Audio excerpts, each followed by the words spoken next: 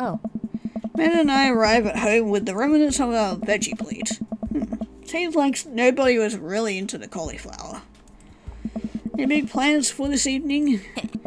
Actually, yeah. Going out with some friends. Oh? Is that okay? Of course. Just keep me posted. Be home before midnight. You got it. And be careful. Yeah. I will. Make good choices. Huh. Of course. Call me if you need anything. Dad, you're not gonna do the thing where you wait silently for me to come home in the living room with all the lights off, are you? What? No. Never done that, and I never will do that. Okay, do you have plans for tonight? First we're going to eat ice cream and watch TV with Amanda, but I'll find something to do. I'm gonna work on some stuff, see how long I can sleep for, throw a party. Yeah, I'm totally gonna throw a party. Ooh, Ranger, well, Dad's and neighbor are invited. See if I can get you a spot on the list, but honestly, it's looking tight, and you may just have to wait in line. Nah. You're the guys at the door. I'll get in no problem. Just relaxing tonight. Have fun, okay? Great, see you later.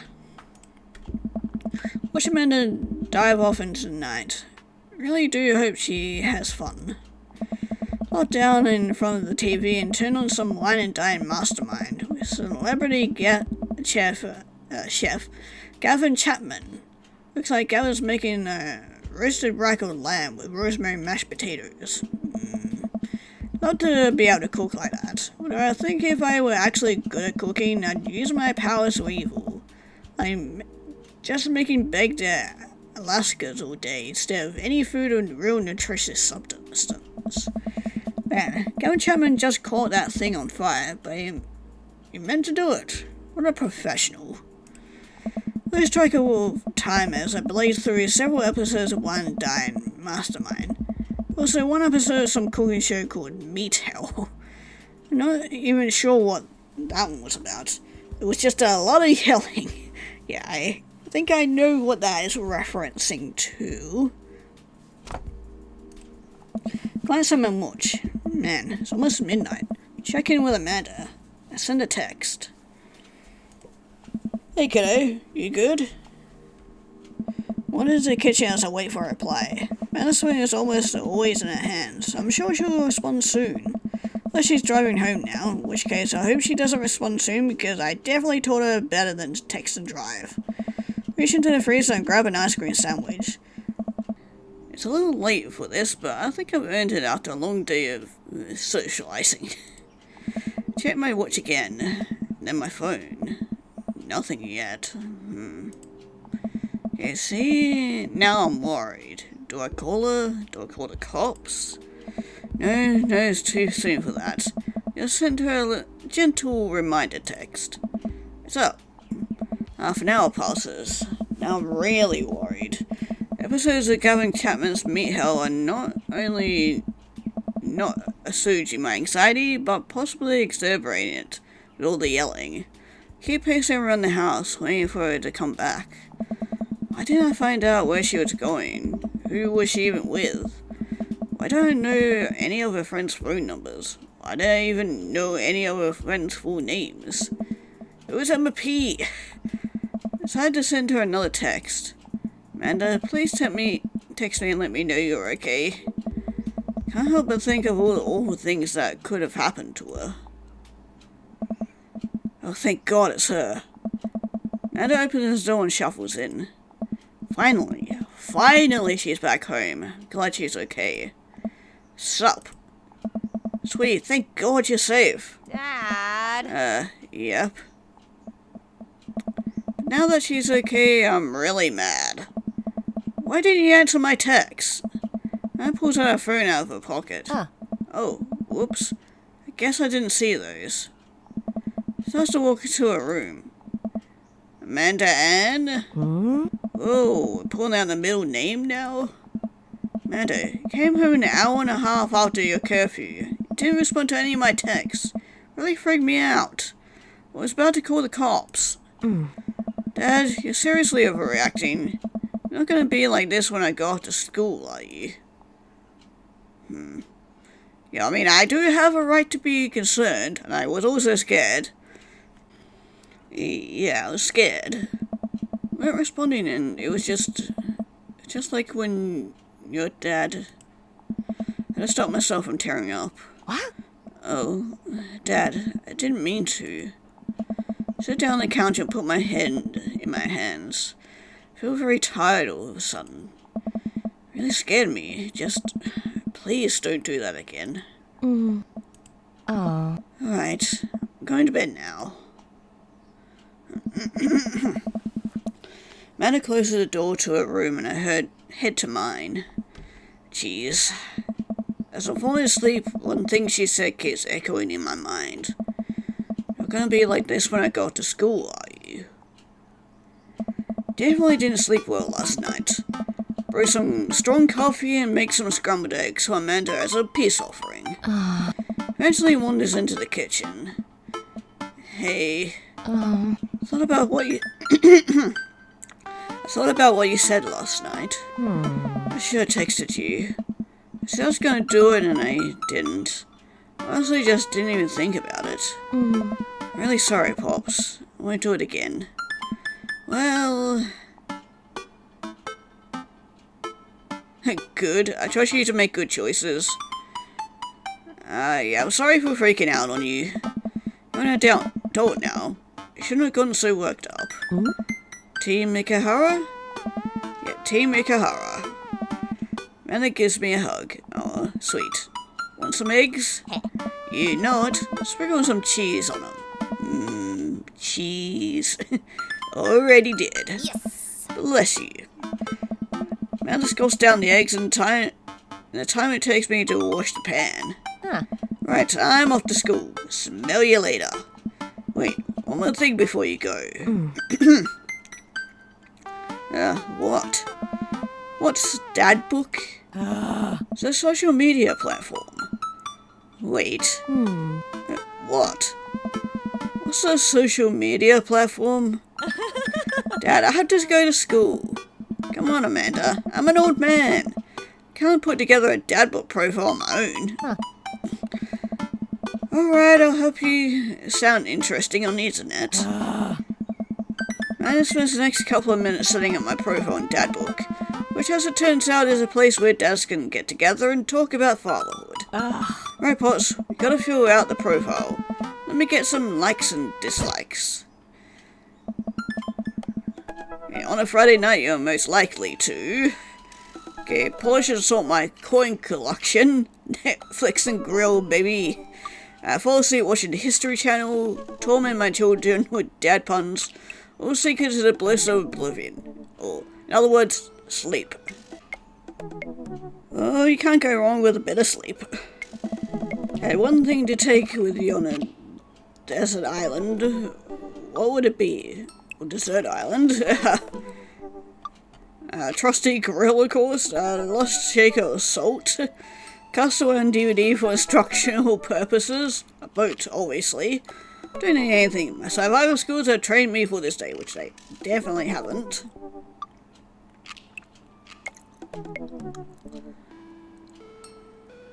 Oh, I'd say a boat. What are your turn-ons? Strong dad arms, tennis shoes with long white socks, well-manicured lawn, street smarts, top-tier groomsmanship, comfortable with crying. I had to go with strong dad arms. What do you want to be when you grow up? Technical writer for manuals and instructionals, that sounds boring. Salty boat captain. Pro skater who is also an astronaut. Good father, or the president of space. I think this one sounds better. And what's your favourite movie genre? War documentaries, Sean Connery entire filmography, anything on Laserdisc, romantic comedies, whatever will make me cry, or comedies that haven't aged well. Sure, whatever will make me cry. What's your ideal date? Napping together, yes. doing a 1,000 piece puzzle together, eating a healthy dinner at 4 p.m, trying to cheer cash by getting hopelessly lost, arson, or being emotionally vulnerable. Definitely napping together.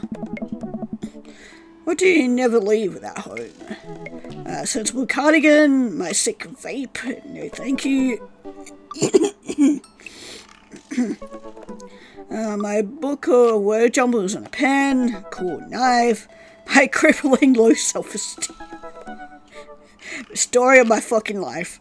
I frequently forget my phone, keys, and wallet at home sometimes. Now, okay, with the low self-esteem. You spend a lot of time thinking about conspiracy theories, how proud I am of my child, potential end of the world, which I do. I'll ever be able to love myself as much as I love my grill, when I can next get a cup of coffee or lawn modifications.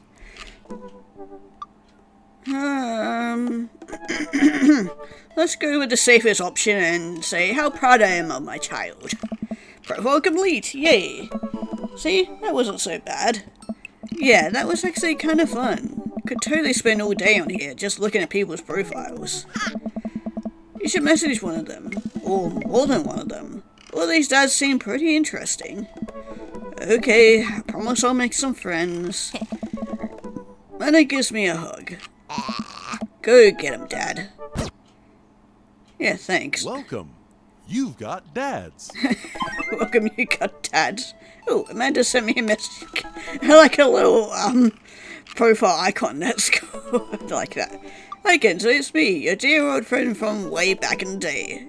Dad Amanda. I'm delighted to see you signed up for Dad Book. They've recently added this exciting new messenger system, so you may find yourself receiving messages from other dads, like myself. Take care not to miss them. Okay, well, thank you. Oh, I can write a message there. Amanda, is that you? What are you doing on Dad Book?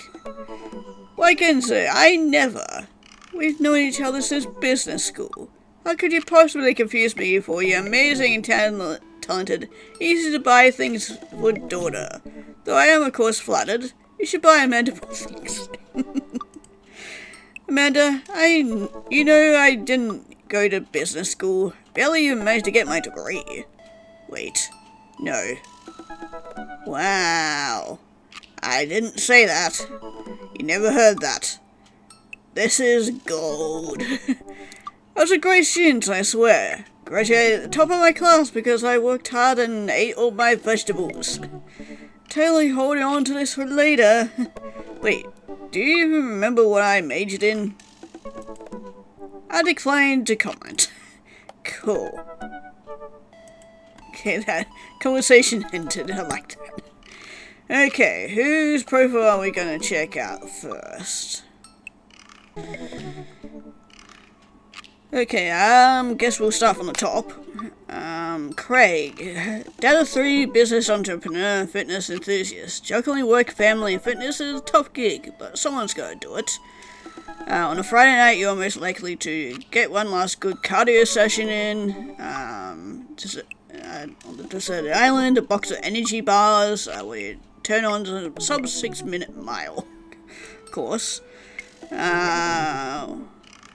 What did you want to be when you grew up? Being Pong World Champion. Favorite movie genre is body cop movies. Ideal day is scale a huge dangerous mountain for fun. Of course you're one of those dudes that likes doing that sort of stuff. You never leave home without an extra tube of energy gel. And spend a lot of time thinking about, my mile time used to be good. What happened? Have I peaked? God, you're really obsessed with exercise. Okay, what about Matt? Avid music enthusiast, passionate coffee drinker. You can find me most days selling bean juice over at the Coffee Spoon, or hanging out at the park with my amazing daughter.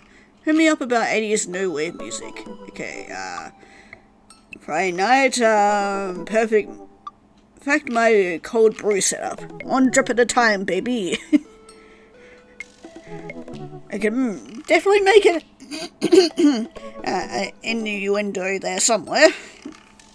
Okay, one thing to take on a desert island. Find choose to pass the days away. When you turn on multi-instrumentalism. Want to be a barista, weirdly enough, when he wanted to grow up.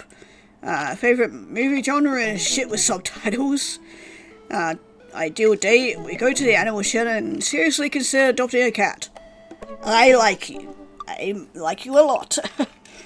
Never leave home without my headphones, both in-ear and over-ear, just in case.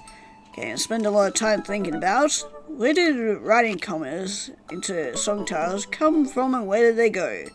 Do you all just agree that that's a bad idea? Okay, on to Brian. Hey, I'm Brian. I spend most of my days hanging out with my awesome daughter, thinking up new ways to grow things. You like fishing? Then we'll get along. Okay, Friday nights, he sees just how slowly I can cook a piece of brisket. One thing to take with him on a desert island is his fishing pole. Turn-ons has a keen understanding of steak cuts. He wanted to be a fireman when he grew up. Movie genre is romantic comedies. Ideal day is deck building. And leave home without, or never leave home without his portable fishing pole. I spend a lot of time thinking about how my daughter's smarter than I am. Good for you, dude. Good for you. Okay, Robert. Never really got to know much of you. Okay, when the internet gains sentience and decides to destroy us all, you know you'll use the information against us, right? Hey, on Friday night, he makes a deal in the alleyway. Have it go badly, who's the cop? Where was it Giacomo? I trust the Giacomo. Great, you're one of those guys. Hey, if you had one thing to take with you on a desert island, it'd be a gun. When Eternals don't talk to me. What do you want to be when you grow up? A grifter. Favorite movie genre, Italian neorealism. Deal date, grave robbing. And never leave home without at least 4 knives. I spend a lot of time thinking about. Ever really look into a rabid animal's eyes? Ish. Yeah, you're an interesting fellow, aren't you? Okay, and then Damien. How do you do? I have finally decided to join this information superhighway. Not entirely sure how this works, but I will try my best to understand. I love long strolls through the graveyard and spending time with my son. If you would ever like to chat about the latest in Victorian fashion, the inevitability of our own demise, or black cats, please send me a letter. And on Friday night, you listen to True Crime podcast. Well, I taxidermy my newest specimen. Okay, we take with you on a deserted island, a coffin, fitting. Turn-ons pronouncing balsam correctly. Want to be a bat when you grow up. Favorite movie genre is foreign art house horror. Ideal day is night. Yeah, an industrial darkware club in Berlin. Music drums the beat of our heart. Very romantic. Never leave home without a upside down cross. I spend a lot of time thinking about mortality sealants. Very interesting. What about Hugo?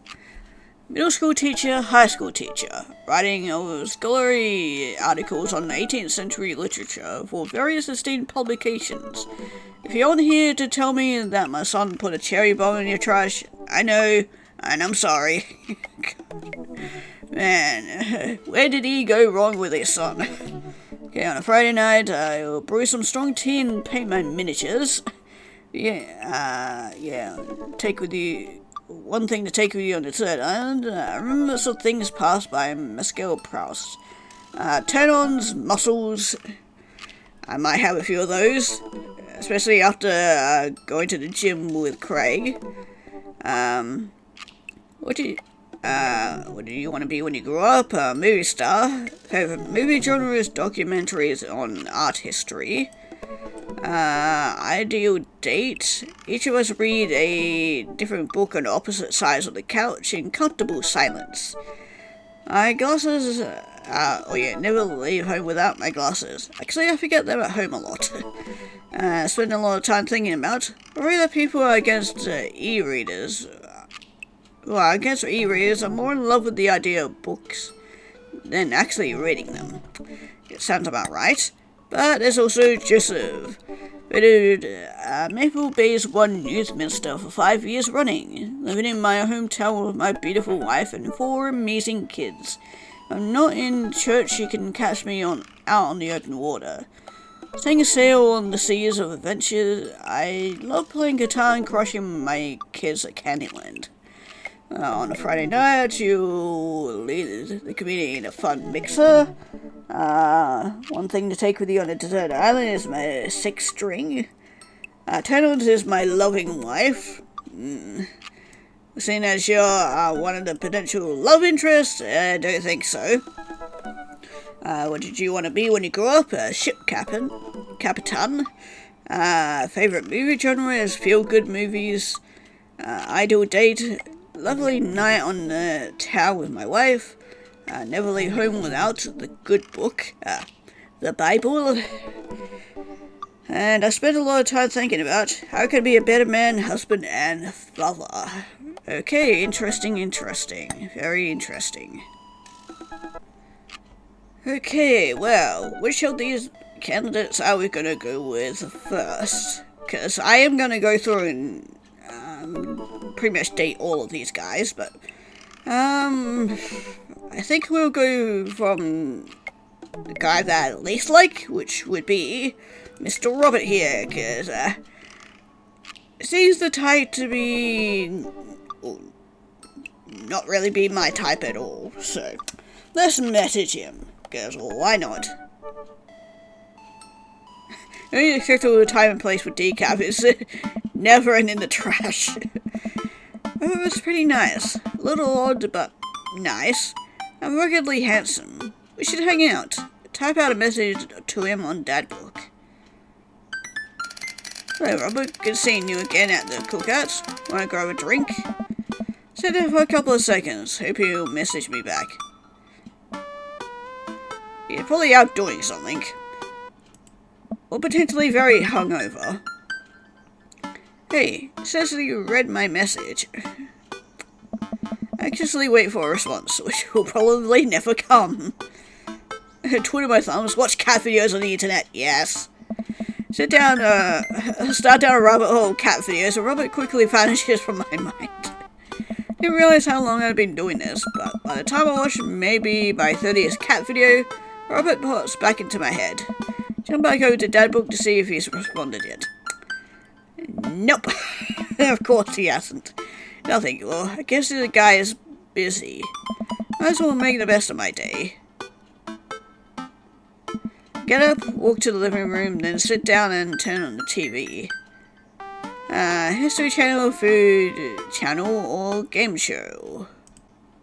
Let's go with food channel. Oh, Mihail is on. At 10 minutes to cook a 5-course meal that must include these ingredients. Steak, lemon meringue pie, paper clips, and a hammer. Weird. If you are unable to finish cooking, or if any of these ingredients are absent from the dish, we will release the wolves. Oh my god. No kidding.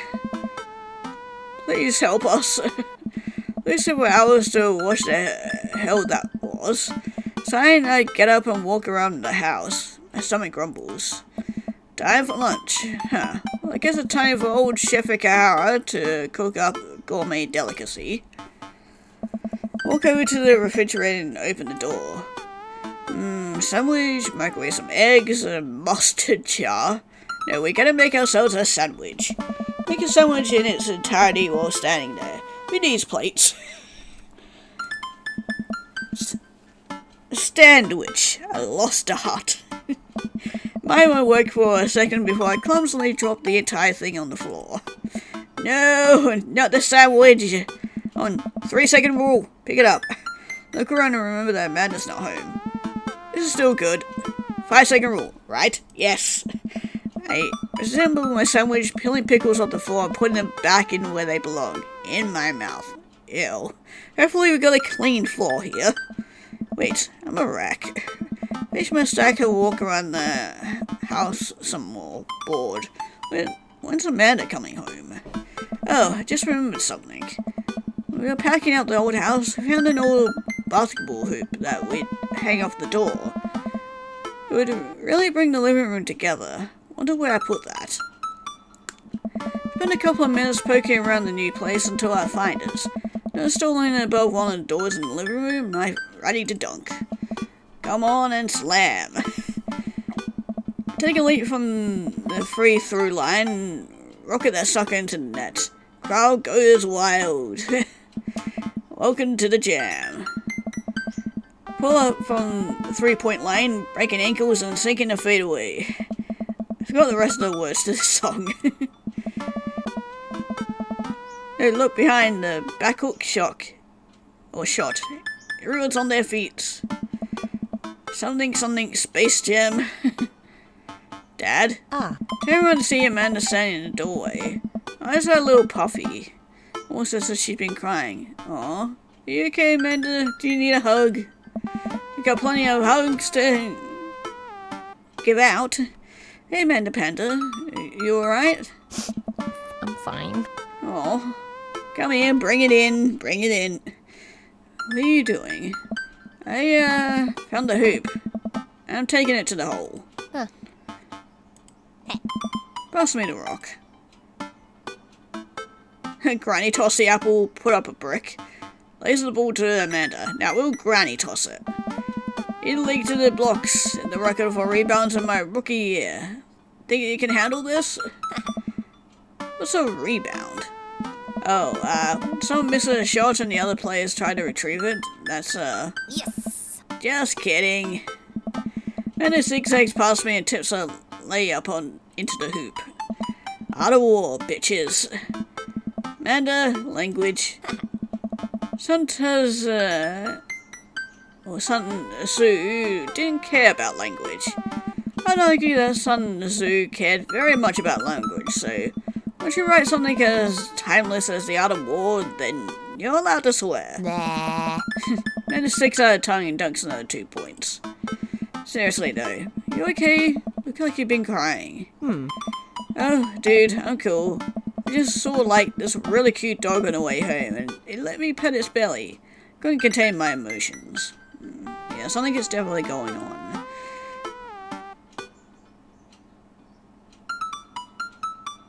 Are you sure that's all you said about it? You had to tell me what's actually wrong. Tell me more about this dog. Gladly. She was a little French bulldog named Jacqueline, and her tongue was permanently stuck out of her mouth. She had a little sweater on.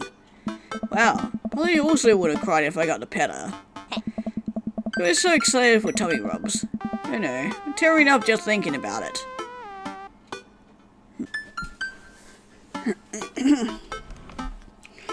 Okay, I think we're just gonna be the chill dad and let her speak when she's ready to speak, but so we'll just change the subject.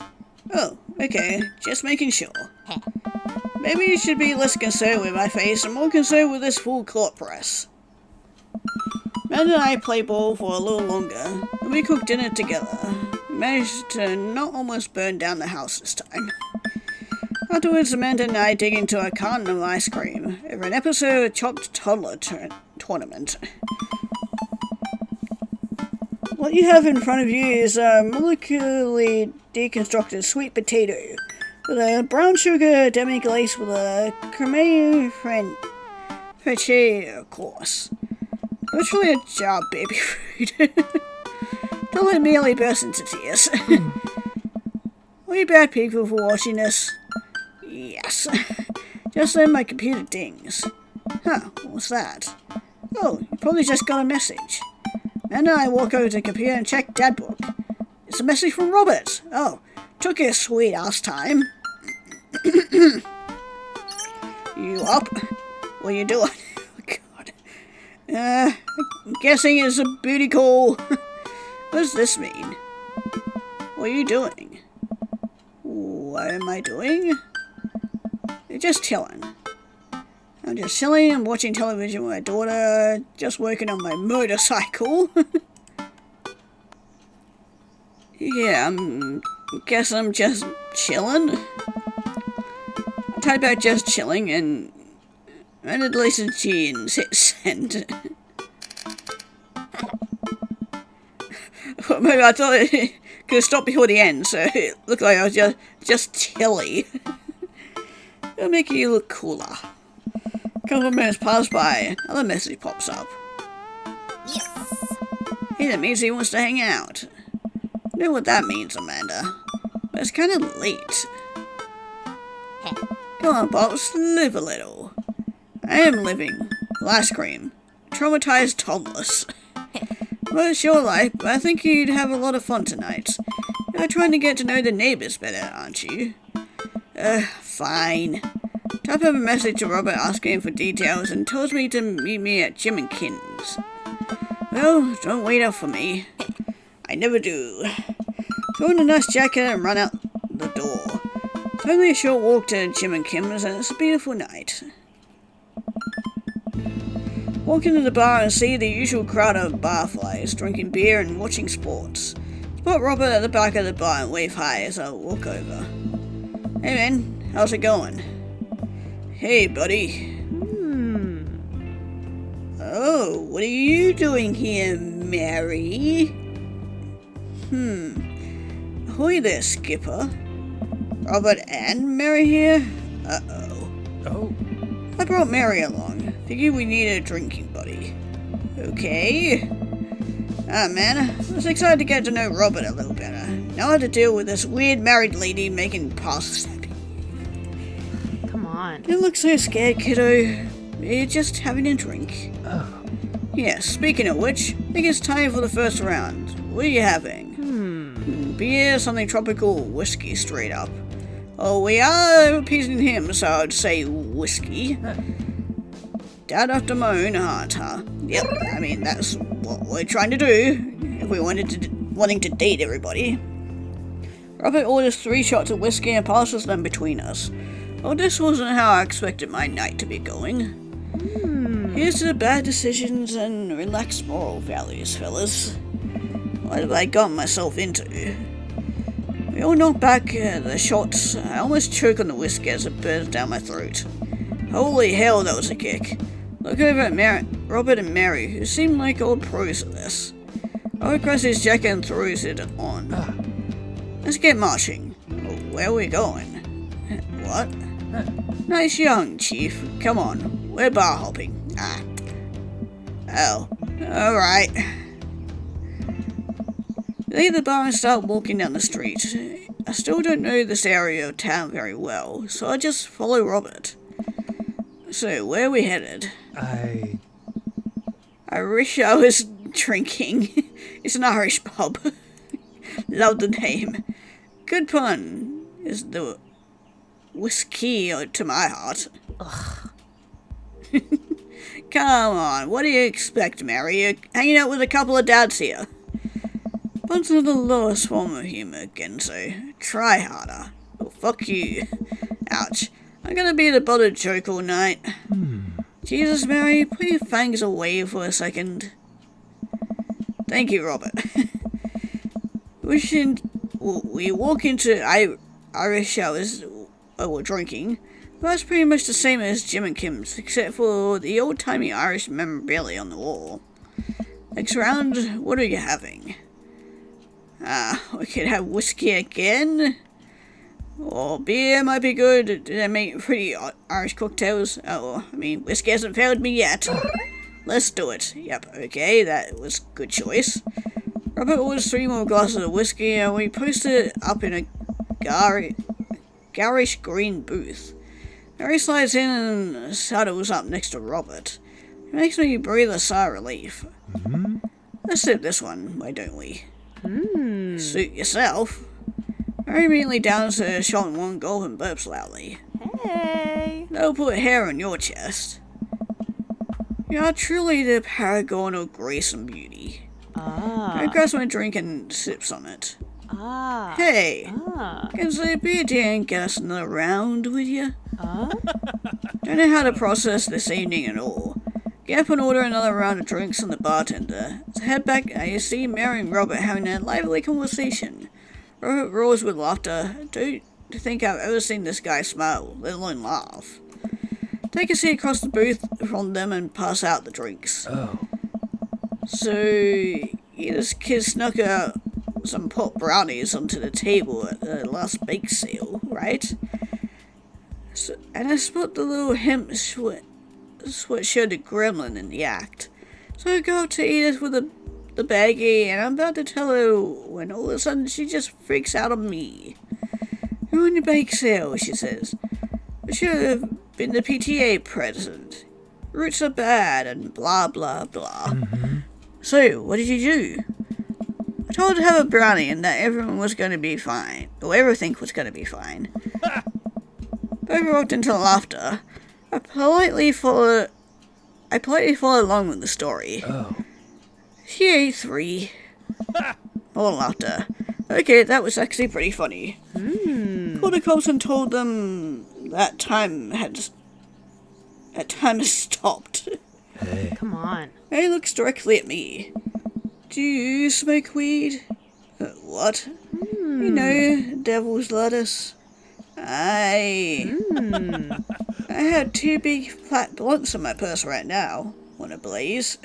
Man, you are definitely the polar opposite of your husband. What? No, I'm a law-abiding things and you with the feds. Yeah, you with the feds. Worked hard for what I have, and no 2 big corner boy is gonna drop the dime on me. You take what you're pushing somewhere else, and I'll keep running my business the way I want it. What? Remember? Come at the king, you best not miss. Jesus, kid, dial it back. Robert giggles helplessly. Ah. I'm just kidding, cowboy. There's the kid, Mary. Might not be used to your brand of humor. Fine. Sit around and sip our drinks, people watching and cracking jokes. After a little bit of time, I begin to warm up to Mary. Jokes become funnier and more or less scary. But it seems like she's not going anywhere anytime soon. Just wanted some alone time with Robert. Wonder if I can get her to leave somehow. Yeah, isn't Joseph wondering where you are? Not that I really fucking care. Lots of eligible bachelors around here, huh? Well, could you get the next round? I feel like this one would be the safest one. You trying to ditch me, pal? Yes, I am. No. If you're trying to ditch me, you can just tell me to scram. No, it's fine. Guess I want some alone time with his new best buddy, Robert. Not that easy to read. Read you loud and clear. Wingman breaks formation to pursue their prey. Hey. Now if you fellas will excuse me, Mary needs to sink her teeth into a helpless boy. Go with God. Nice seeing you. Come on. Jesus, nerds. I guess I'm sauntered over to a younger-looking guy at the bar. She grows on you. Does she, though? I feel like she kinda delights in making men suffer. Oh, she does. What about her and Joseph? What about him?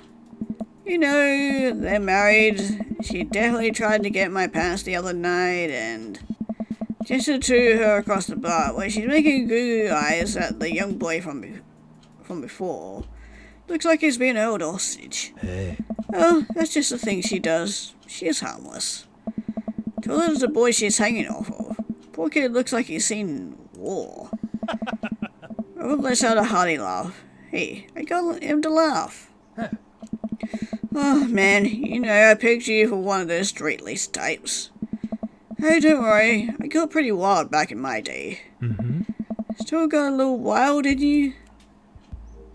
I have a child that I need to take care of. So much wilder me, you know it. Sure, you know it. Yay!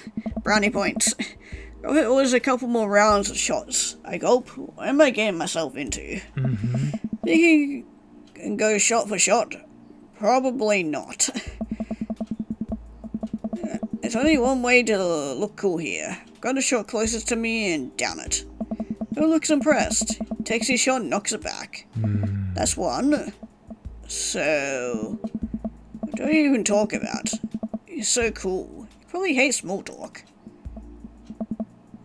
So, how are things? I hate small talk.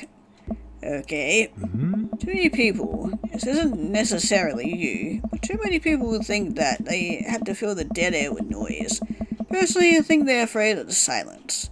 Or they're afraid of what the other person is going to think of the silence. You want some unsolicited advice? Just learn to be comfortable with silence. I mean, that is actually solid advice. Nothing wrong with two people sitting in silence and drinking whiskey. Oh, alright. Robert and I sit in silence and drink whiskey, taking the rest of the bar. Patrons laughing, playing darts, spilling beer. Robert giving a hard sell to that young man. Young man pretending he got a phone call from one of his friends. Maybe silence is nice sometimes. So, you ever kill a man? What a way to start back the conversation. I choke on my drink. Excuse me? You know, watch life drain from somebody's eyes. Not just their life, you know.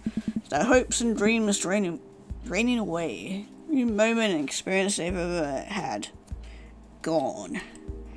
No. Great, me neither. Yeah, I'm definitely concerned about you, mate. Ron knocks back his shot and motions for me to do the same. I reciprocate. Yeah, we're definitely gonna need these drinks to forget about everything we said or heard about from tonight. I'm just messing with you. Relax. I laugh nervously. Or am I?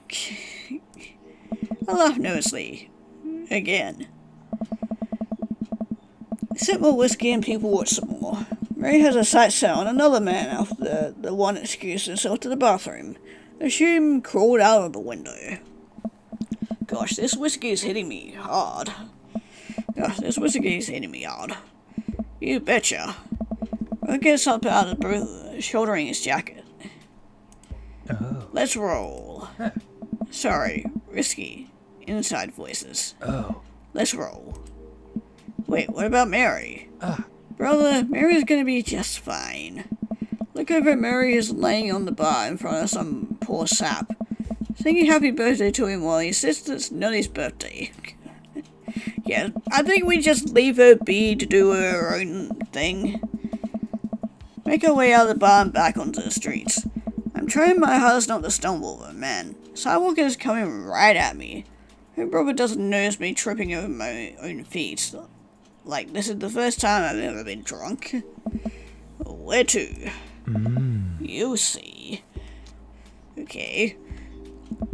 Follow Robert through the street lamp spotlights until we eventually arrive at a run-down strip mall. Beauty salon, sex shop, computer repair store. Looks like it's been closed for 10 years, and finally a liquor store. I mean, this isn't quite a bar. We're here. I'll be right back. I guess you can steal it. You're gonna steal something, can't you? After a minute, Robert returns with two wine bottles and brown paper bags. He hands me one. Oh, you didn't steal it? Okay, good. Cheers. Sits on the curb and drinks. He motions for me to do the same. Really not where I expected the night to go. Man, I'm gonna have one hell of a hangover in the morning. Take a sip. White Cinderfold? What? Nothing. Just wasn't expecting. It's delicious, fruity and refreshing. Don't judge me. Start to say something, think of his lecture about valuing silence earlier and stop. Sip on my wine and watch cars drive by. I throw rocks at shit. Oh, great. What? Well, suddenly he hurls a rock at a stop sign. Ding echoes throughout the empty parking lot. That felt good. Presses a stone into my free hand. Now your try. I don't know. With feeling. Look at the rock in my hand and look at the stop sign. Back at the rock, back at the stop sign. I know what has to be done. Got a problem with authority. Sorry, this one's for you, Pappy. Sure, this one's for you, Pappy. Hey, that one was good. Unresolved resentment towards my father, I'm gonna express it through property damage. Hold a rock at the side. It sails over the stop sign right into the window of a parked car, leaving a crack. Oops. Huh? Dude, run. Leap on and dart into the nearest alleyway, wine in hand. I can hear Robert's footsteps behind me. After I'm sure I'm far enough away from the cracked window that I'm no longer culpable of this heinous crime, I stop to catch my breath. Maybe we strike rock something from the to-do list. Agreed. Suddenly my stomach growls. Oh man, I'm starving. Let's get pizza. Hell yeah. Can't argue with that. It's good around here. Actually, I don't even care if it's good. It just needs to be edible in my mouth and in my mouth in the next 5 minutes. I know just the place. Follow Robert through the maze of alleys and side streets until we eventually end up in front of a tiny hole-in-the-wall pizza joint. Bright red neon sign reads Pizza. God, that's a freaking mouthful. Ta-da!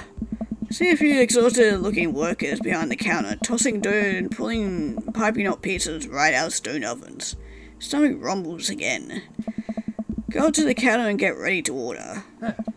I got 2 slices of Hawaiian pizza. Oh wait, Genzo, you're cool with pineapple on pizza, right?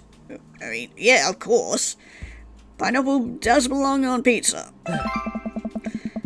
We wait a minute on our pizzas to come out of the oven, practically drooling at the smell. Cashier hands us each a giant slice of pizza. A slice on a paper plate, so saturated with grease that I'm worried it will fall apart. We take our pizzas outside and wander through the alleyways as we eat. Take a bite. It's absolutely delicious. Pineapple is truly the best pizza topping. You said it. Man, I feel way better now. You and me both. Hear noise coming out of a slightly ajar door in the alleyway. Earl looks at me excitedly. Got any more than that wild in you?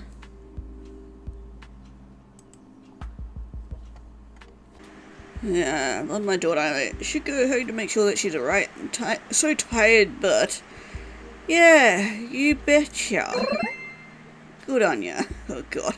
I'm gonna pay dearly in the morning. When I slide the door open and peek inside, completely dark except for some flickering light. Slowly creep forward, cautious not to be heard or seen. Shh. Don't shush me so loud. Shush. We come to the end of a hallway and find ourselves standing in front of a movie screen. Oh, it suddenly makes sense. Really just sneak into a movie theater like a couple of teenagers. I mean, I was expecting worse, but no talking during the movie. Look into the audience and I'm surprised to find that it's almost completely empty, save for a row of a few teenagers in the front. They look annoyed when they notice us. Robert starts making his way to the back of the theater and I follow him. Sitting out with our wines and trying to make sense of this movie. It's a romantic comedy, I think. Young man is frantically trying to get through New York to find a woman that he finally realized he's in love with. Kiss already! Nobody to kiss yet. I wanted him to kiss the taxi driver. I want you the one that was saying to be quiet during the movie. Hell yeah. Kids down the way notice us heckling. One of them speaks up. Hey man, keep it down. Oh, hi. Yeah, I recognize you. Oh, damn, that's Ernest Hemingway, Hugo's kid. Ernest? Hey, Ernest, I know you. It's me, your neighbor. Hi. Oh god. And turns back around embarrassed. Turn back to Robert. You kiss anyone yet? Turns out that yes, he did kiss someone. He's way out to tiny island New York to profess his love for a woman who, for some reason, he knew would be there. She tells him that they hit the jackpot. Said that they had, but I think there was some subtext I'm missing here. Boo, love is dead. Shut up, it's beautiful. Aw, aren't you just a big old softie? No, you shut up. Kenzo, no. And grumbles. Credits start to roll. Stand up. Robert immediately pulls me back down. Hundreds of people worked very hard to make this film happen. You're gonna sit here and appreciate them. Hell yeah. That is something I can get behind. Okay. Look at that. Elizabeth Shelton. She worked really hard. But she did lots of good wardrobe design. Thank you, Elizabeth Shelton, for this beautiful film-going experience. And Peter Annans, catering. Had a bunch of people so that they could have the energy to do their jobs. What a guy. Let the credits roll where Robert individually thanks every member of the crew. This is finally over and he makes sure no animals were harmed in the making of this film. We leave the movie theatre. Someone in the theatre parking lot, polishing off the rest of our wine. Hey, assholes. Oh no. I know where a rock flies through the air and hits me on the knee. My knee? What the hell? Oh great, it's you again. I just need friends stand in the alleyway, blocking our exit. Oh, what do you guys want? Why'd you go throw a rock at my knee? It's my good knee. Orthodontist orthopedist is gonna be pissed. And just tossed another rock and down in his hands. What's wrong with this kid? A lot, apparently. You ruined my theatre-going experience. Now you have to pay. Oh, well, I don't have any cash on me right now, and movies got really expensive. This hikes another rock at my other knee. Able to jump out of the way, but I didn't properly stretch before physical activity. Probably gonna feel super sore in the morning. I mean, you're probably still sore from now, gym expedition with Craig. Oh. He ruined it for you. That movie was pretty crappy in the first place. Hey, you take that back. That's a beautiful love story with really genuine acting. Oh.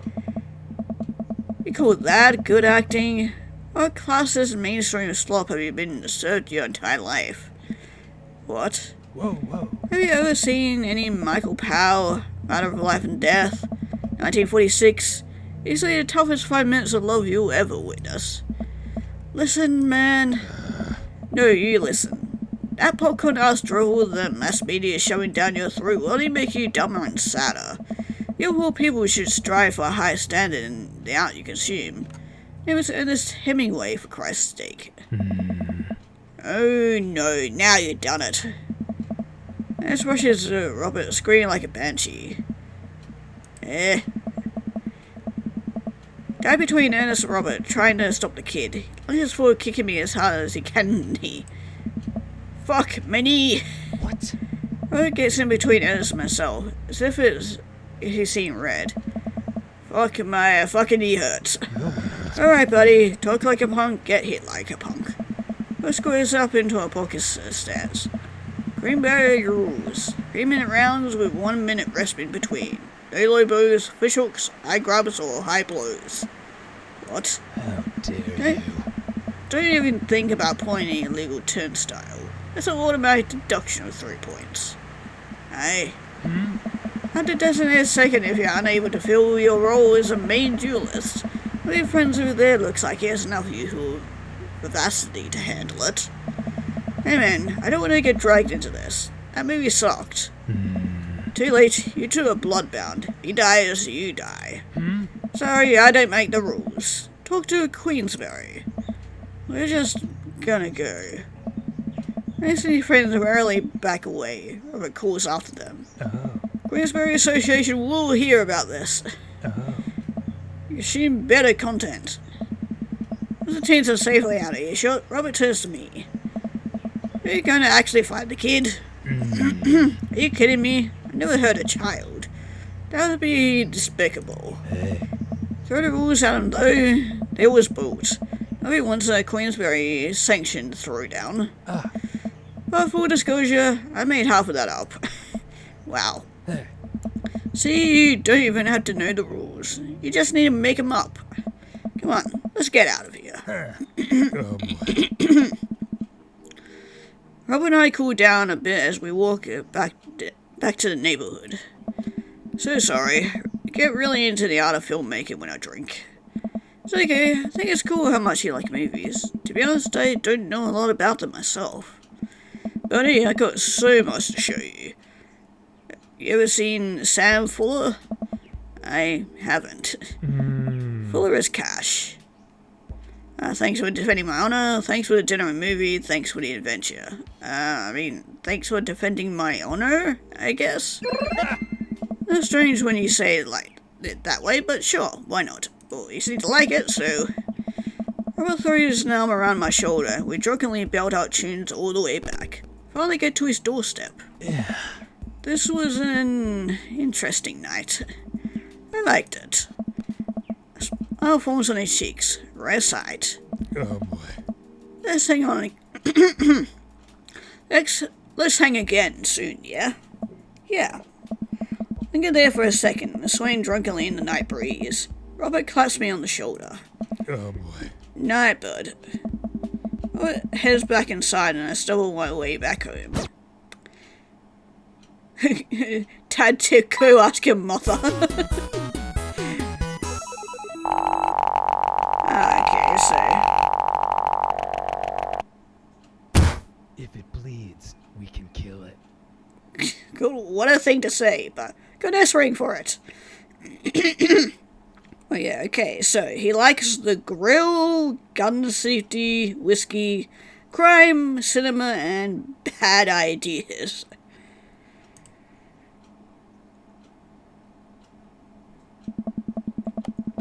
While doing my afternoon word jumbles, I hear the mail truck pull through the cul-de-sac. Wonder if we got any coupons today.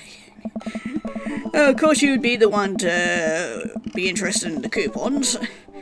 Nice mail person slides a couple of letters and a large yellow envelope through the slot. Takes a couple of tries for them to get in. Hey, my coupons. Take a closer look at a larger yellow envelope. I lightly knock on Amanda's door. She probably has her headphones on. Amanda? She goes through the door. What?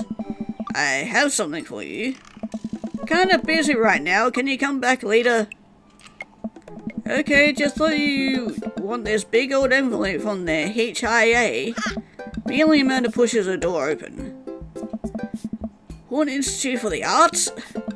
I mean, if you're busy, I can come back. Father, please. I hand her the envelope, which she tears open with her teeth. Savage, just like your dad. Probably bad for your teeth. Doesn't seem to hear me and spits out a piece of the envelope. Pulls out a letter and folds it. And... Spencer's killing me. It's a dream of school. And his face is unreadable. Can't believe this. Oh, honey, it's okay if you didn't... Alright. I got in! Oh, hell yeah. Oh, I got in! And it tosses the letter aside and gives me a big hug. Oh, congrats, sweetie. That's amazing. So proud of you. Pulls away and looks at the letter again. Oh my god, I really can't believe I got in. Well, of course you got in. You're a great student. You nailed that interview and you got your photography. Oh, and your photography is incredible. Wait, Dad? You know this one's really expensive and it's so far away. Think for a moment. HIA was one of the more expensive schools that Amanda applied to. Though she had her heart set on it for the longest time. Be tough, but we're gonna make it work. Really? Of course. Amanda hugs me again. Yes. Thanks, Dad. Okay, sweetie, we're celebrating tonight. Dinner, your choice. Whatever you want. Wherever. And I walk along the bayside, tearing into our full-wrapped burritos from a nearby food truck. You could have chosen anywhere in Maple Bay. Cost was not a determining factor. Please, Dad, you know I'm a simple gal. Just give me a burrito with a view. Can't say I'm mad. Amanda and I sit on the patch of grass and watch ships sail lazily through the bay. Yes! Our doors are right near a bunch of cafes, and there are all these galleries nearby. There's a discount if you bring your student ID, and... Amanda, slow down, you're gonna choke on your burrito. I know, I'm just excited. Did I mention that students get their own studio space once they're seniors? They get all the professional photo editing software for free? Nice to see Amanda so enthusiastic about HIA. Wish she wouldn't do it between bites of a burrito. Thought I told her to chew with her mouth closed. Wonder who my roommate's gonna be. Take a survey online, they match you with someone with a similar major and interests. Bet we're gonna be best friends. Craig and I were. Good roommate can be a lifelong friend. But don't even get me started on bad roommates. I don't know. Just kidding, we didn't have a bad roommate. Only our other roommate was a puppy that Craig brought home one night.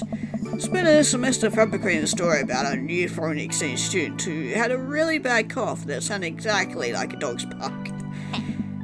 Carl ruled. Hey! Oh, they let you have animals in the dorm? You get a note saying you need one. I bet I could forge one. I think I'd get a rabbit. Maybe a snake? Maybe both. Would the snake eat a rabbit though? I mean, if the snake is big enough, yeah, it could.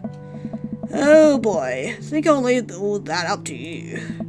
So excited. Don't want to disappoint her, but I need to be real for a second. So, you know I had that talk with Mr. Vega? Huh? Didn't tell you about the dumpster fire, did he? What? No. I don't want to put a damper on the good news, but I need you to knock it out of the park these last few months of school, okay? If you really want to go to Horns, you need that scholarship money. You know you can do it. Ah. Okay. I promise I'll try harder. Pat on the back. Think you can handle a 14-hour drive to come home for the holidays? Gonna be some treacherous ice roads to cross. Don't even get me started on the paranormal occurrences. Well, it'll be worth it if I get to see you. Aw.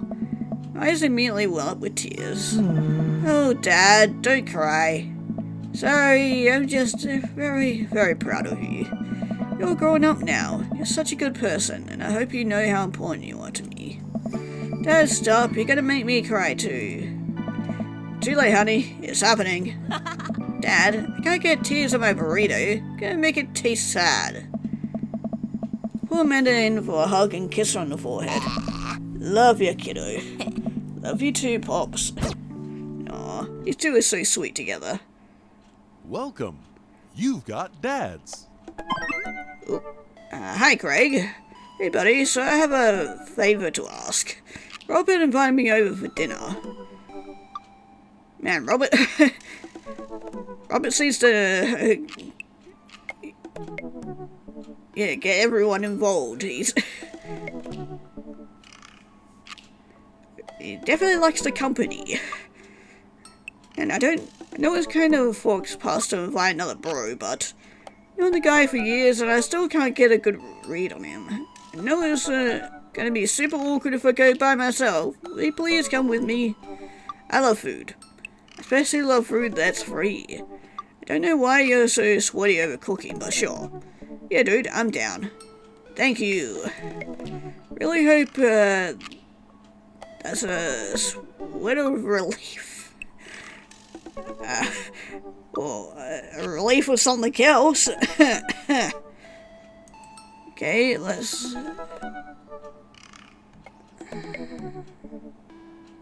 Let's go eat that dinner. Exercise regularly and you'll stay healthy. Yeah, no thanks.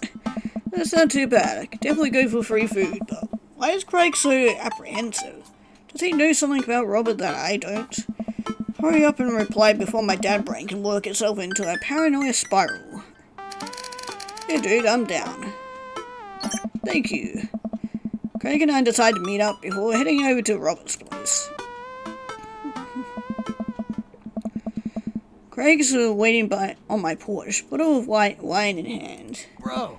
Genzo, boy, glad to see you. Likewise, man. Class of you to bring wine. Oh, it's not wine. It's sparkling apple cider. Robert literally has a wine cellar, so I think he is good. I am not surprised. Wow. Well, at least I think he has a wine cellar. Genuinely unsure if he was telling the truth or not. Can never tell with him. Thank God it's not just me. Never know. Nice. So deadpan about everything. Usually just laugh it off, but man, that guy is an enigma. We start walking over to Robert's house. Does Robert even know how to cook? I have sincere doubts about whether he even knows how to shave properly, or iron his shirts. I feel like you learn to cook after you learn those two first. Bro! One time I saw him grab a hot dog from a trash can. Again, not surprised. I mean, it was at the very top of the trash can, like, sitting above it, but still, you were on tray. I think sure you would define it as in the trash. In his defense, I definitely consider growing food from the top of the trash before. Well, yeah, I think we all considered it, but the difference is that Robert actually did it. True, maybe he's the enlightened one. Maybe we're holding ourselves back.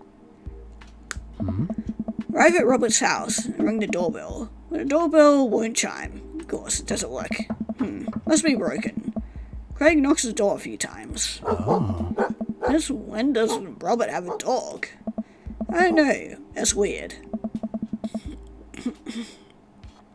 I can hear Robert just inside. 1 second. This is uncharted territory again, so if he's the one making barking noises, then there's no dog.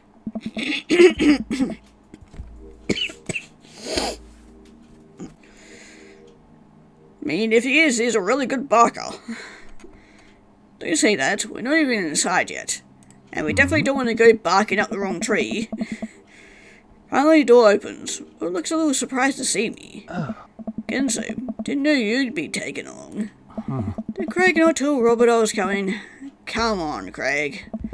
I can leave if there's no... No, it's fine. Come on in. We enter Robert's living room, which is surprisingly really nice. Super messy, but still nice. Make yourselves at home. You can still hear barking from the other room. I didn't know you had a dog, Robert. Oh, yeah, that's Betsy. Had to put her up when guests are over. She'll calm down in a bit. What kind of dog is she? Pitbull. Rescued her from a dog fighting ring a few years back. She hates strangers. Let her out right now, I would probably have to take you both to the ER. Craig and I make eye contact. He raises an eyebrow at me. Oh, okay. Nice. Anyways, dinner should be ready in a minute. Hope you guys like also buko. Don't know what that is. Robert leaves the room, presumably to go to the kitchen. Craig leans in and whispers, Was the dog fighting thing real, or was he kidding? I don't know. Nice. What's also buko? Yeah, I don't know. Do you make up that word? Do I have also buko in front of me? We can only assume so. Sit in silence for a second, take it in Robert's living room. Are we about to get sawed? Nah, usually wake up in those situations. We voluntarily walked into this one. Robert finally walks in the room, carrying 3 paper plates of steaming food like a waiter. I don't have a dining table. Don't trust him. So we're eating here. Hey. Also, I don't have real paper plates. Hope that's okay. Robert sets plates in front of us on the coffee table. I still can't tell what it is. Looks like meat. Maybe. Lots of sauce. I can make out some vegetables. I think that might be rice, but it could also be pasta. Guess there's only one way to find out. Take a bite. Nice. Oh my god. Take another bite. None of your flavors in the dish This in this dish is amazing. Meat is so tender in the risotto. I think that's what it is. It's so creamy. Oh. Robert, this is really incredible. You cooked this? I finished it out of the dumpster behind the restaurant. But at least I don't think it was a restaurant. Hey! Can you believe people just throw this stuff away? I almost gag. I'm kidding. Look over at Craig, who looks wary but still has a mouth full. Gives Roberts a thumbs up. Glad you like it. Why'd you learn how to cook like this? Worked at a restaurant in Spain for a hot sec. See messing with us? Decided to play along. You lived in Spain? Oh? After I dropped out of college, I went backpacking through Europe. As one usually does. Crashing on couches, sleeping in hostels, wherever. Totally broke. Worked a couple of odd jobs wherever I could scrape together some cash. Oh. One night I'm eating dinner at this little restaurant just outside Madrid. Go to pay and realize I spent the last of my money on booze the night before. Oh. In the middle of ditching when the manager catches me and puts me to work in the kitchen. Long story short, they ended up liking me so much they offered me a job. Why not, right? Started living with some distant relatives on my ma's side. Over the course of 2 years, I worked my way up from a busboy to sous chef. Learned a lot. Craig and I wait for the punchline. What night watchman did he swindle to get back to the States? Who did he con in a game of poker in the back room of a speakeasy for a safe passage in the crew quarters of a cargo ship? Hey. Anyway, I still love to cook. Don't know what's real, but this food's so good I kinda don't care. That's amazing. Really is. To be totally honest, I wasn't exactly expecting gourmet cooking here. Especially not served on paper plates. I don't care about presentation. Food is good, it should speak for itself. This osso buco is screaming for itself. Paper plates are just as good as regular plates, if you double them up. Hey, is it bad if I ask for seconds? Help yourself, but save room for dessert. Made lemon berries have run. Oh. Well, aren't you just, full of... Ray looks over at me. Hey! Surprises. Robert winks. You bet I am. You can come over for dinner anytime. Hey. Craig. I'm gonna go get seconds. Me too. I consume way more osobuco than my body could handle, and then really ensuring a later food combo with a generous serving of whatever the savorin was. Craig and I decided to head out. I don't know. Thanks for coming. I'm making an attempt to be more social. Well, always happy to stop by if you want company. Hopefully there's also buco involved. Okay, that was kind of nice. Welcome. You've got dads. Okay, well, we'll continue with Robert, I guess. Okay. Had a lot of fun with Robert last time we hung out, but I'm beginning to wonder if he's dodging me. Tried messaging him a few times and on Dadbook. Oh, and Dadbook says he hasn't read them. I've seen him come out of his house, actually. Probably have a really bad hangover. So I just sent him one last message, figuring that will produce the same result. Hey man, don't know where you've been, but we should grab a drink soon. Walk away from my computer because at this point, I know he's not messaging me back anytime soon. Linger in the kitchen. All caught up on work. The house is relatively clean, but maybe I should do something nice for Amanda. I'll bake her favourite pie. Root through the pantry and pull out all the ingredients. It's an old family recipe that I used to make with my grandmother when I was a kid. Lost the actual recipe card a long time ago, but I think I'll be able to remember how to bake it. Start mixing the ingredients together for the crust until I get a nice dough. I threw some cherries into a saucepan to make the filling. Normally I don't like to multitask in the kitchen, but the cherry pie is a piece of cake. Pie? It's a piece of pie. I'm making a pie. Ah, man, I can never remember what temperature you're supposed to set the oven at. Pretty sure it was 375 degrees, but I could be wrong. Who am I kidding? I'm never wrong when it comes to this pie. A special twist on grandmother's recipe includes a secret ingredient that not even Amanda knows about. It really makes the cherries extra flavorful. God, why can't I remember what the secret ingredient is? More cherries, salt, or almond extract. Let's go with almond extract. Oh, it's almond extract. Oh, almond extract, duh. Oops, I accidentally poured a little too much in.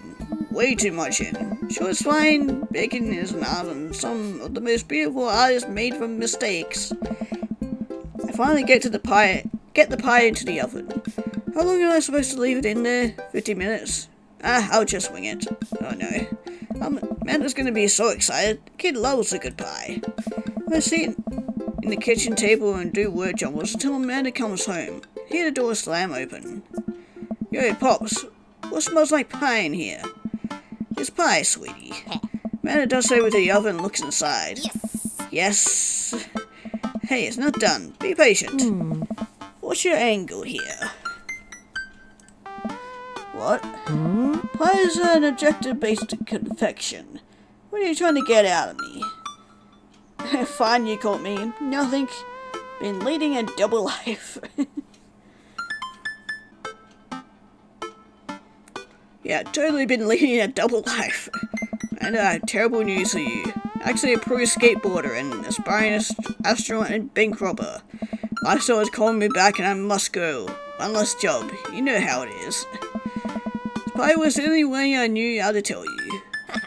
Well, I appreciate the years we spent together, but a trade-up is a trade-up. Remember me when you're kicking your feet up in the pizza. Thanks for all the pie. Should I call you a handshake? Wait a few more minutes before taking the pie out of the oven. Set it on a rack to cool and guard it so Amanda doesn't dig into it before it's ready. Huh. What? Does it look kind of weird to you? Oh no. Oh, that's just me taking an artistic license on what cherry pie means to me emotionally. Just saying this because, you know, seems like you might have baked this pie incorrectly. Oh great, I chose the wrong option. You're currently, right now, trying to pass it off as a good thing. It's not, sweetie. Was that when you accidentally baked a whole uncracked egg into the center of my 12th birthday cake? Well, was that when you tried to make brownies and accidentally created a chlorine gas? How do you mix the two up? Oh, that's a bit of an exaggeration. Was that when you just eat the pie, Panda? Cut a few slices and we sit down to eat. Cherry filling oozes out the sides and the buttery crust glistens. Crust glistens. Watch as Amanda takes a bite. Oh. Ugh. What's wrong? Is it not good? Oh. Amanda winces and fans her mouth. Huh. No, I just burned the heck out of the roof of my mouth. Pie is amazing. Sorry for doubting you. Breathe a sigh of relief and take a bite. You're right. Pie is pretty incredible, as it always is. Really proud of you for making a pie without burning your house down. I've got a few dad tricks up my dad's sleeve. Maybe Father's not as bumbling and stupid as media makes us out to be. Maybe we, as a society, should have a little more respect for fathers as a whole. Dad, your sleeve is on fire. Run to the sink and put myself out. Pride will be my undoing. Maybe I clean up the kitchen and play a little more living room hoops before she retreats to her room to do homework. Go back to work, to my word jumbles. Hey, this one smells cat. It's the evening trickles by. We eat dinner, help Amanda with one of her scholarship applications, both start getting ready for bed. Decided to check that book one last time before I climb into bed. Still nothing from Robert. Hope he's okay. Turn out the lights and lie down. Then... yeah, I thought so. Pretty cool. Hey, Genzo. Hey, Genzo. Hey, I'm outside. Come outside. What is that? Oh, was just on the verge of falling asleep. Climb out of bed and try to identify the source of the dinging. Clear screen illuminates the dark room. Walk over to it, ready to turn it off when I notice what's happening on the screen. Don't make me honk. I will honk. Get out of here. Look out my window and sure enough there's Robert leaning up against his pickup truck in my driveway. Yo, what do you want? I mean, could have given us a bit more of a warning. Open my door and try to figure out what's going on. Hey. Hey? I... Wanna hang? I was kind of sleeping. That's no fun. Come hang out. Would argue that sleeping is very fun, but I don't have anywhere... I don't have to be anywhere in the morning. Might as well live a little. Sure. Cool. You plan on going out like that? Look down and realize that I am, in fact, not wearing pants. I mean, I don't mind. Right. 1 second. Run inside, throw on my going out pants, shoes, and a jacket. Grab my keys and meet Rob back outside. Ready? Ready. Hop in. Jump into the passenger seat of his old red pickup truck. I had to move a few empty cigarette packets and gas station receipts out of the way before I could sit. Robert suddenly starts the car and we drive out the cul-de-sac. This is a very vibrating ride. You like Tom Waits? I mean...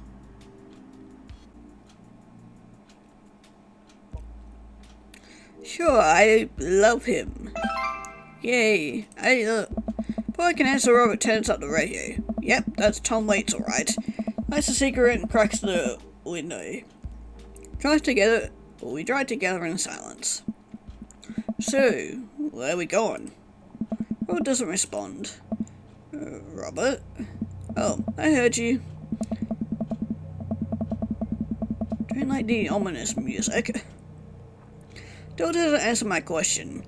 Look out the window and notice that Robert's taking us to the highway. I twiddle my thumbs.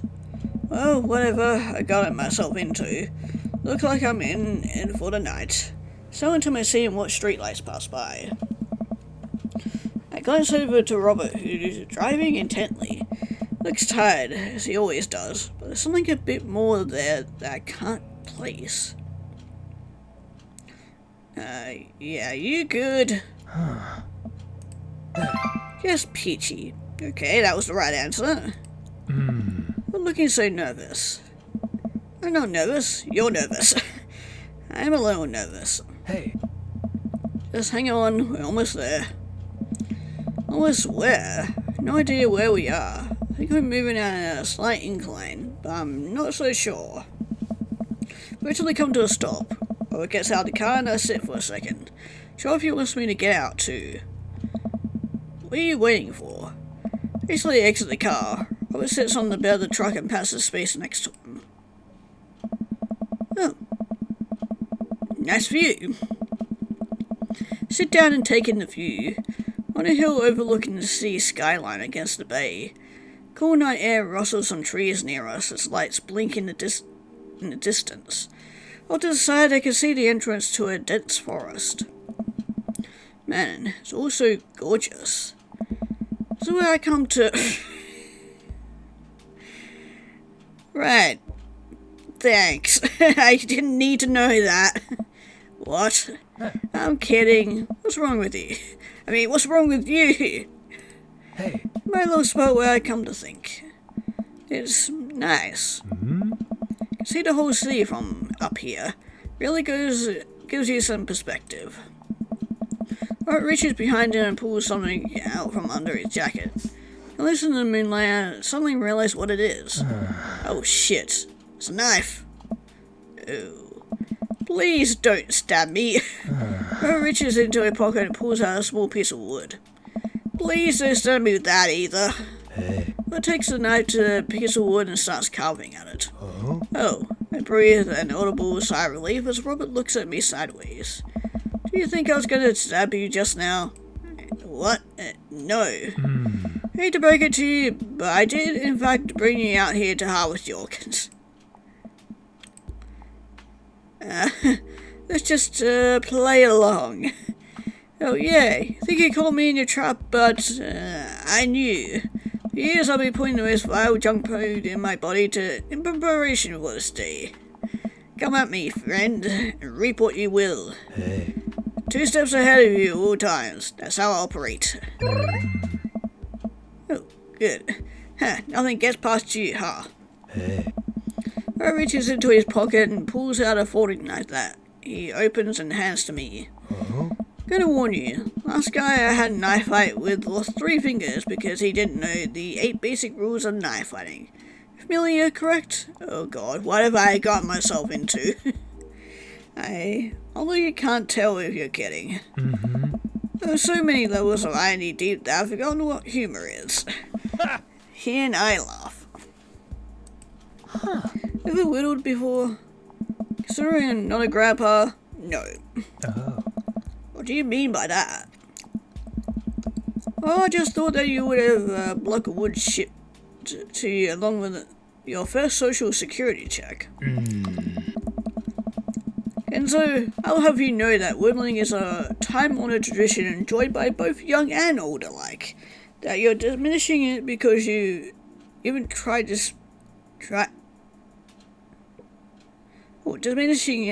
dismissing it before you even tried it speaks volume about your character. Oh? However, because I've gotten to know you for some time and have come to think of us as friends, I'm going to attribute it to ignorance instead of malice. What I'm saying is, go get that stick. Other motions to a good-looking stick on the ground, perfect for potential whittling. Pick it up. Most important thing to remember whittling is to cut with the grain, not against. You cut against the grain, the wood is going to splinter. Isn't it the most important thing safety? Oh. No. Getting hurt comes with the territory. Look at my damn hands. Look at these damn hands. Calloused and covered in little white scars. Very nice hands. Oh. Can't make a stick omelette without breaking a few hand eggs.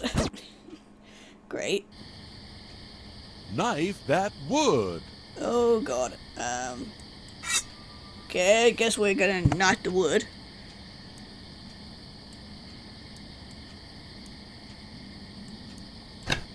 Oop.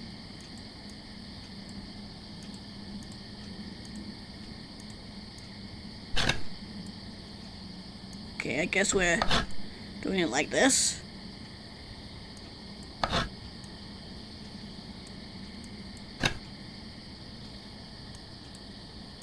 Okay, let's turn it around some more.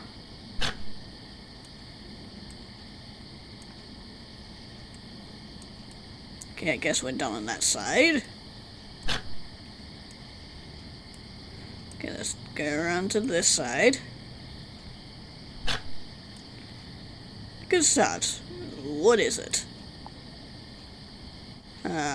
Sharp stick, pencil, knitting needle. Let's go with pencil. Good luck writing with that. And a highly dangerous weapon. Yay! I did it.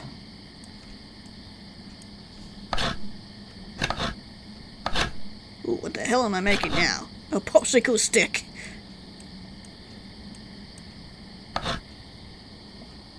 Tell me about this one. Yeah, popsicle stick, a tongue depressor, or flour. It's a popsicle stick. All you need is to carve out some wood juice, wood fruit, and a wooden freezer. Yay, I made a popsicle stick. Okay, what am I making next then?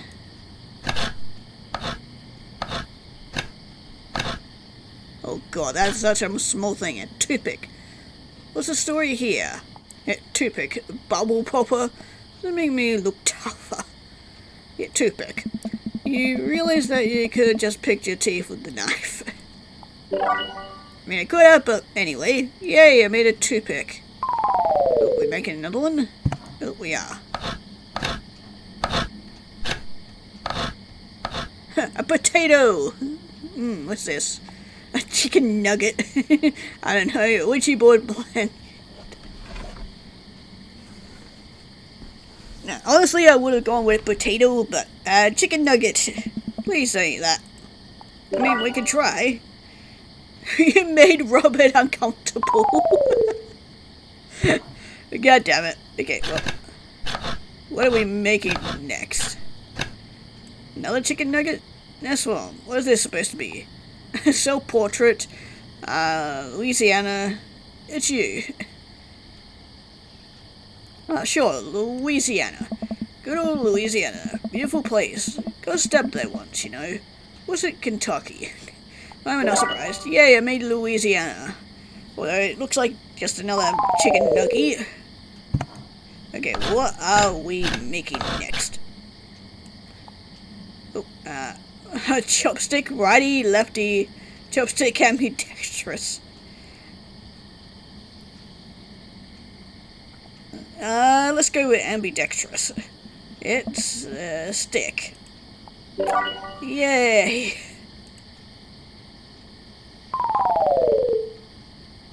Whoa, this is a big one. This is a big one. Let's carve the shit out of it.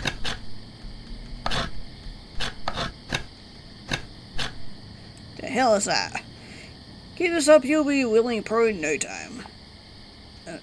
Oh yeah, if I turn it about 90 degrees, it does look like a swan. Or a duck. Or a new friend. Yeah, swan. Nice work. Yay, yeah, there he is, the swan. He made the meanest bird. Which they are, they definitely are. Right next to, goose. Geese. True or plural you want.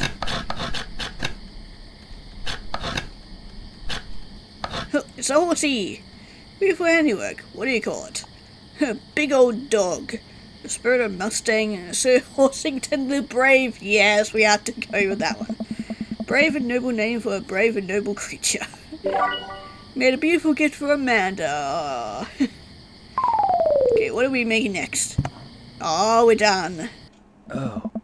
Robert and I sat in silence for a while, carving out pieces of wood. I think I'm getting the hang of this. It's actually kind of relaxing. I was over to see what Robert's working on. He's carving a smaller wooden knife, because of course he is. Yeah. I'm distracted and knife slices into my thumb. Blood gushes all over my little wooden carving. Robert's lost in carving and doesn't notice me bleeding everywhere.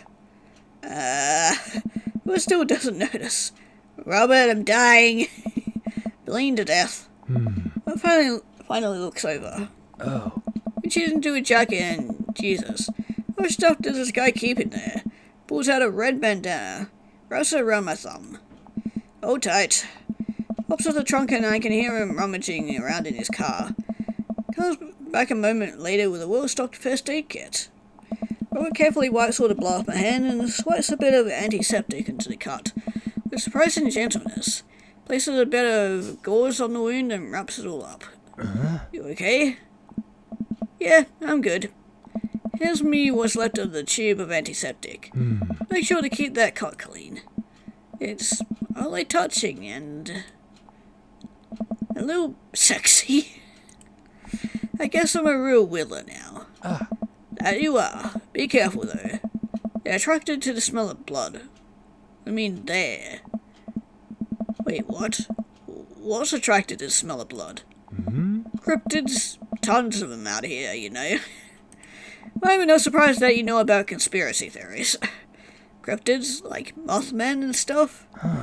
Mothman is bullshit, but yeah. This town's a hotbed for cryptozoological occurrences. You're joking. Oh, I wish I was. But skeptic myself, or at least I thought I was. There are things in this world that we can't possibly comprehend. Think about my entire time in the city. Aside from an occasional stray coyote, I don't think it's too bad. Ever heard of the Dover ghost? I don't think so. Oh. Oh, let me tell you a story. Hey. I was out in the woods here on a weekend camping trip with Betsy. Don't know Betsy, but she's a big pup. pit bull.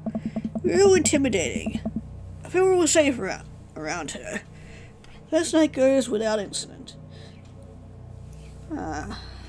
I get some solitude, Betty gets to pee wherever she wants. All good stuff. Second day, I get the idea into my head that I can hike deeper into the woods. Fully against my better judgment, but hey, we're just having a fun camping trip, right? So me and Betsy start marching in the morning. Really? Gets a little late and we set up camp, but it's different this night. Real quiet. I can't hear the birds, the crickets, squirrels, nothing. Dead silence. Then it happens. You hear the most ungodly growl I've ever heard in my life, right outside my tent. Me and Betsy, we go to investigate. Look around the clearing, nobody's there. But there's this feeling, not sure if I can quite describe it. I know something is watching us. Betsy, though, she's scared. Never seen her like that. But when she's scared, I know it should be too. Well, I should be too. Then I see it in the distance. A man, but something that doesn't know what a man was supposed to look like. Made it. Just looked wrong. Big. Arms too long for his body. Black eyes. Just stood there. Then it disappears. I hear only one yelp from Betsy and I turn around to check on her, but she's gone. Into thin air. Didn't sleep at all in my tent that night. I don't think I slept right since. Yes, terrible, but you're also lying. Okay, you're full of shit. You think I'm lying? Robert pulls out his wallet and shows me a picture of a beautiful pit bull. Tell that to Betsy. You see, if you listen closely at quiet nights like tonight, you can hear the howl of the Dover ghost. How it resonates through the woods. Doesn't sound like a regular howl. It's so guttural, from far away. Something about it makes my skin crawl. God, what time for it. Okay, Robert, real funny. Turn to look at Robert, he's white as a sheet. You're messing with me. Right? Really? I was messing with you up until literally just now. Totally made that camping story up. Trying my eyes to scan the forest line, trying to see where the howl originated from. Off in the distance, I see something. So far away I can barely make out shape. Looks human, but it's dragging something. Do you see that? We should go. Yeah, we should. Well, I slowly back away and get into the truck. Turns off his headlights and we make a slow crawl away, back onto the road. Too scared to look back. What was that? The Dover ghost, I guess. I chuckle nervously. This time he doesn't seem like he's messing with me. Or maybe someone illegally dumping garbage in a wildlife preserve? Yeah, that's the story we'll tell ourselves. Whoa. Sit in silence for a little while longer. Feel whatever that was slowly subsiding as we get closer to the city. Hey. Thanks for coming out. This was fun. Sorry I haven't been in touch. I've just been in a way lately. Had to get out of the house. Had to be around somebody. You doing okay, man? Robert thinks for a second and lights another cigarette. Been doing a lot of thinking. Takes a long drag. I get older, I feel more and more that I'm just drowning in the sea of regret. So busy chasing after these things that I thought would make me happy that I didn't think about anyone else. All I cared about was myself. I didn't even think. I was stops. Wait for him to finish his thought, but he just stares at the road. Maybe I'm just built like this. Maybe I do it to myself. Maybe it's my own choice, but as unhappy as I am. Trying to think of something to say. Remember all the times of my life when I've been sad. There's been a great many of them. But there was always a light at the end of the tunnel. Something I held on to that kept me going. Hey. But there's something so resigned about the way Robert's talking. That sucks. I'm glad you told me. We deserve to be eaten by this tofu ghost.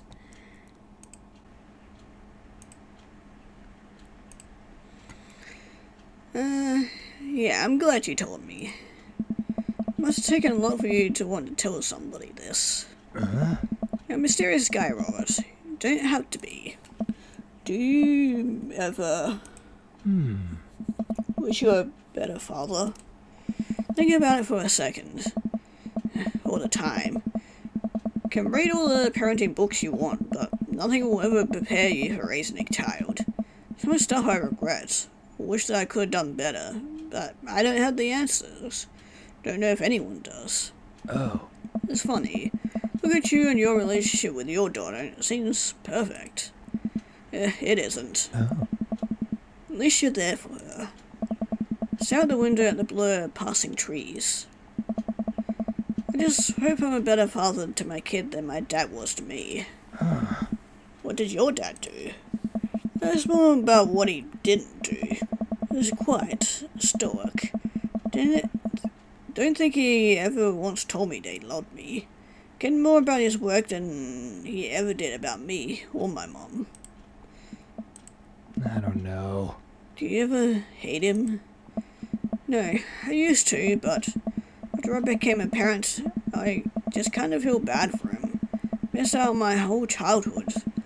Think about all the happiest moments of my life, all with Amanda and Alex.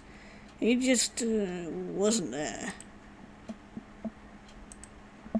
I had like hell when I had to leave him to die in a Belarusian prison. Huh? What?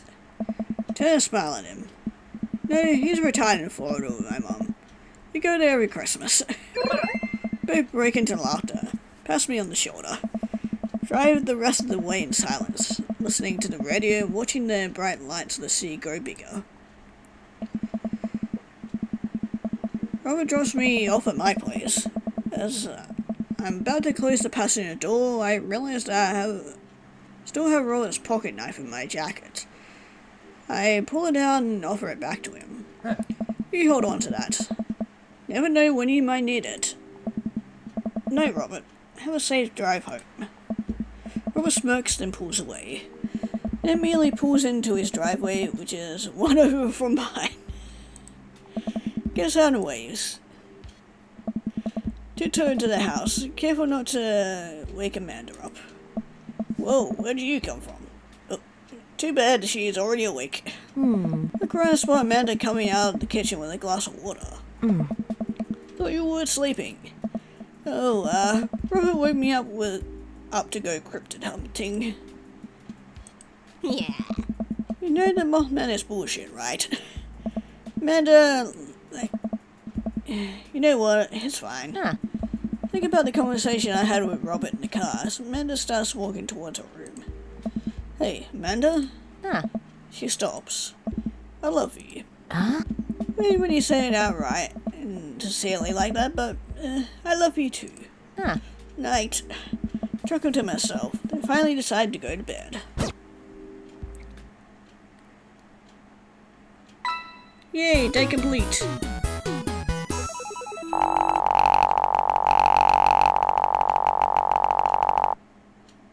Hell yeah, I got an S Where'd my rank. pants go? Wait, what did you just say? Okay, handyman, respect, whiskey, crime, silence, and blood. Great. Dad trip, trust no one. Well, it's been a long day. It's about ready to pack it in. A few bites of ice cream from the freezer, turn off all the lights and walk down the hall to my room. Wonder if Amanda's still awake. Kid needs some sleep. As I pass her room, I can hear a faint sound. Can't quite make it out what it is. Get a little closer. Is she crying? Oh no. Knock gently on the door. Hey, Amanda? Crying immediately stops. Not right now. Voice sounds strange. She sniffles. Need to make sure she's okay. I open the door. Oh, come on, bring it in, Amanda. We'll give you a big old dad hug. Dark, I can see Amanda's outline in the middle of her bed, knees hugged up against her body. Is everything okay? I don't want to talk about it. Yeah, did something happen? Well, you can tell me. No, nothing happened. Go away.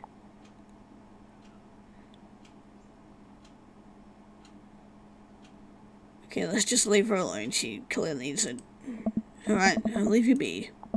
Back out of the room and close the door gently behind me. Immediately starts crying again.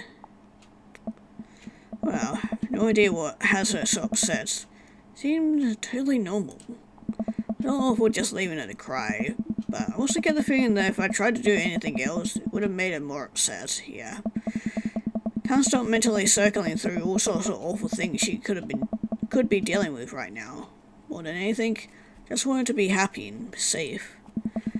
Hard time falling asleep. When I finally do, still thinking about Amanda. A long night of very little sleep. Roll out of bed and make myself a pot of coffee. Amanda should be up for school soon. Maybe she'll be willing to talk about whatever's bothering her. About 10 minutes before she's supposed to leave, Amanda comes out of her room, makes a beeline for the freezer. Morning, Amanda. Morning. Drops a frozen waffle into the toaster and slams the freezer door. She wouldn't look at me. Yikes. So, anything big going on in school today? No. Okay. Do you need a ride to school? No. Want some coffee? Anna pulls the toaster lever and takes a freezer burned waffle out before it's finished cooking. I have to go. Anna picks up her bag and storms out. Eesh, ow, that was loud. Oh, okay. I haven't seen her act like this in a long time. Usually short-lived, but it always hurts. Hopefully this blows over and things go back to normal soon. Sit back at the kitchen table and look at a picture of Amanda and I hanging on the wall. And it's some teaching her to ride a bike. Face is a mixture of excitement and pure, unadulterated fear. Remember how determined she was. Every time she would fall off and scrape her knees, she would get up and try it again. Finally I had to stop her because she was bleeding everywhere. Then she started to cry because she didn't think she needed bandages and wanted to keep trying. I put the bike away, she just stood in the middle of the street and screamed. I took her for ice cream and it was like nothing ever happened. Going in a bit of thought, decided if I force her to talk about it, I'm only going to make things worse. But I have an idea. Start rummaging around for ingredients. Hear Amanda walk in the door. Instead of heading for the kitchen like she usually does, she makes a beeline to her room, clearly trying to avoid me. Hey, Pumpkin. What? Can you come here for a sec? Moment of silence. Yeah? I want to say sorry about last night. Just worried about you, kiddo. I get scared when I know something's wrong. Get even more scared when I feel like I can't do anything about it.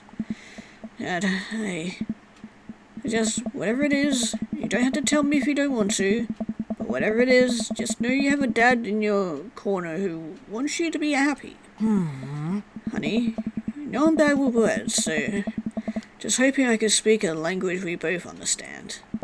Pull the cake from the refrigerator and place it on the table. Hopefully frosting is set by now. Ta-da! Dad.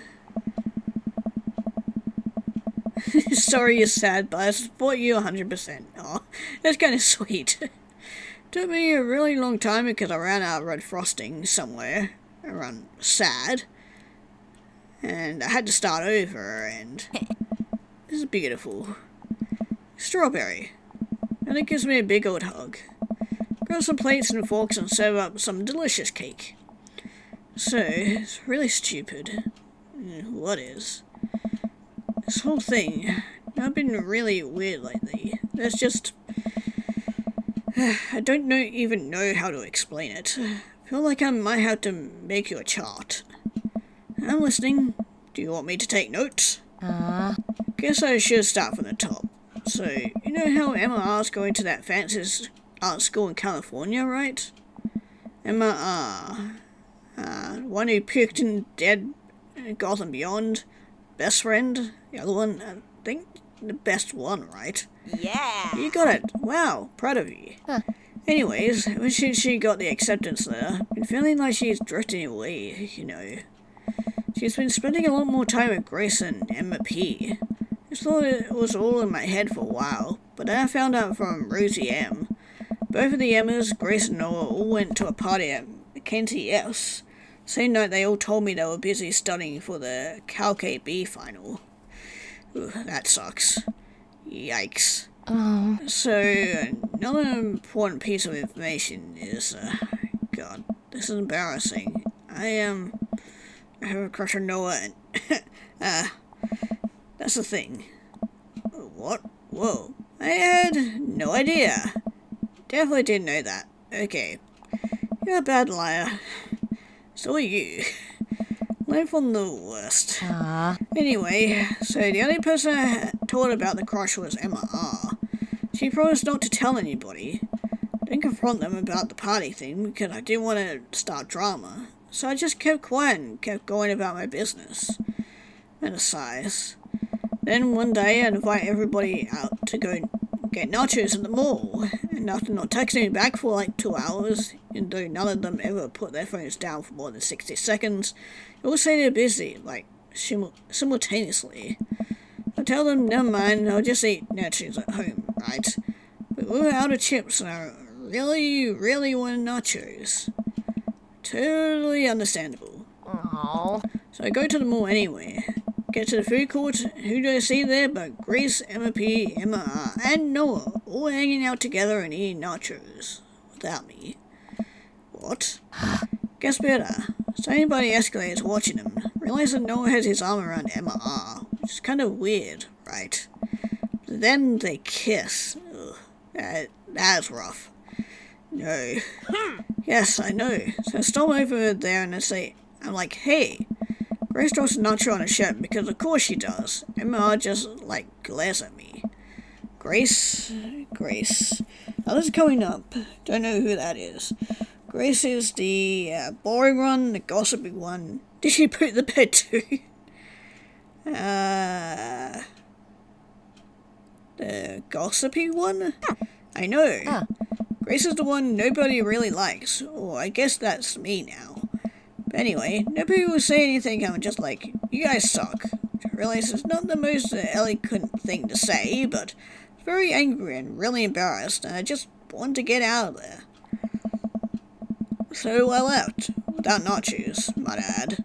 Which only further contributed to this shitty day. Really dropped a super long text to the group chat, asking them why they'd been so weird. I wrote another one to Emma asking how long the no thing's been going on, and sorry. No, that's a lot. You still following?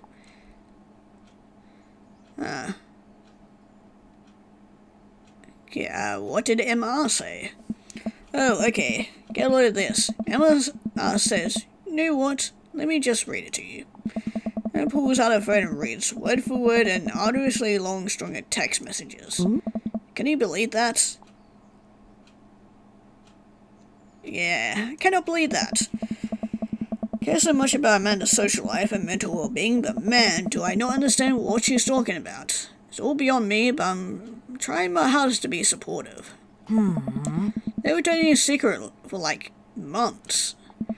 I told her that she'd been a really terrible friend, and she's like, well, if you think I'm so terrible, just stop being my friend. I was like, okay.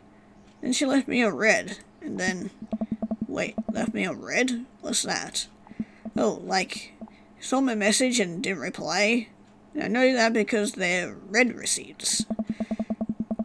Don't know what read receipts are, but I'm gonna nod and pretend I understand. Gotcha. So all this is all happening, I'm talking to Emma P about how mad I am, because she's at least been kind of reasonable. Venting to her about how pissed I am at everybody and stuff. Then out of nowhere, Noah texts me and is like, how could you say that about me? Say what about you? Tells me that MP sent screenshots of everything. I told her to the group chat that I got kicked out of. I think he lost me at screenshots, but that definitely sounds bad. So much more, but honestly, it's all just really stupid teenager stuff. Bottom line is that everybody dropped me. Half my grade hates me. Now I have no friends. Amanda, I'm so sorry. I expected it from everybody else, but Emma's been there since Dad died. Can't believe she would just stab me in the back like that. Not even that mad that she's dating Noah, just that upset that she lied to me about it for so long. Amanda stabs the remnants of a cake. Okay, take it back. Kinda mad she's dating Noah. Like, what did I do wrong? Why did everyone just suddenly decide I'm not cool anymore? Why wasn't I enough? I don't understand. As mad as I am at everybody, like, I miss them, Dad. Amanda looks so dejected, I almost can't take it. What could I possibly say to help? Oh. Anyway, that's it. That's the whole sordid tale. Thanks for listening. Tune in next week for more hot gossip. Wow. I know it's pretty dumb. Yeah, no, it's not dumb. No, it's a stupid thing to be upset over. And your feelings are real. Don't be mad at yourself for having feelings. I guess. Unless you've secretly been a robot who's been approximating human feelings this whole time. Dad, if I was a robot, I would have transformed into a monster truck a long time ago. But seriously, I know you probably don't want advice, but I feel like it's my duty as a dad to bestow upon a few nuggets of fatherly wisdom.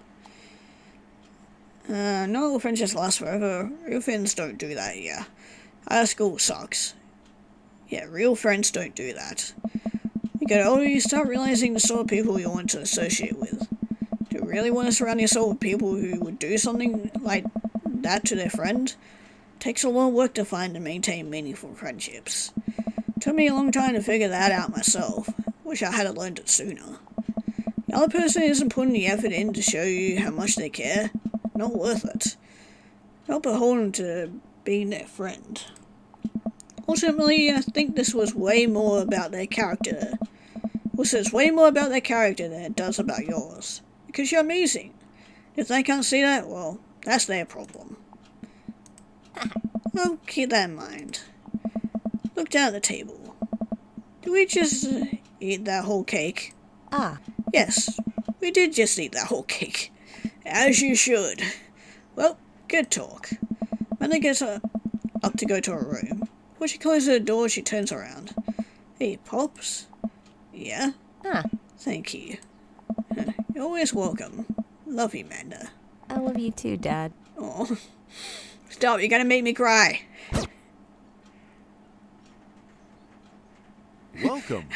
You've got dads. Yeah, just so on the bottom, it's like grow your own vegetables. It's cheaper, I think. Also, we got a thing here. Hey, are you up to anything tonight?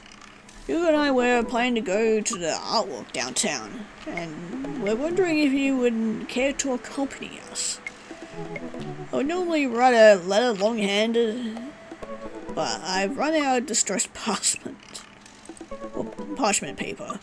Well, I can see Damon Hugo's chat. I'm a hacker. I don't even have a hacker alias. Feds are gonna bust down my door any minute now. They're gonna destroy this computer. Genzu, this is a group chat. Oh, thank God. Do either of you guys know how to destroy a computer? You can run Derek's boot and nuke from a startup flash drive. But once you've done that, it's best to physically destroy the platters altogether. Surprised you know a lot about computers. I shouldn't be surprised. Victorians were well versed in information security. Genzo, do you want to go see some art or not? Art is good. Let's go see the art. Okay, let's go see the art. Damien and Hugo invited me to the monthly art walk in downtown, Maple Bay. Never really been to one of these before, so I'm not quite sure what I'm in for. Think I'm here a bit early. I don't see Damien or Hugo around anywhere, but I feel just a little uncomfortable standing among all these fancy art people. Genzo? Turn around, it's Joseph. Joseph, what are you doing here? Jesus gossip me. What am I doing here? How could you ask me that? I'm usually a huge art appreciator? Appreciist. Okay, fine. Damien invited me to this art walk thing. Guessing he invited you too? Yep, merely a little out of my depth here. Oh. Thank God. Thought I was going to be the odd one out. Are you allowed to say that? Say what? You know, thank God. Oh. Yep, I actually get double points when I say it, since I'm a minister. Points get you into heaven. That's how it works. I'm sure it does. Anyway, where are the guys? Look and spot Hugo and Damien, who seem to have just arrived at the gallery. Good eve, good eve, good eve. Evening, friends. Oh. Who's ready for some art?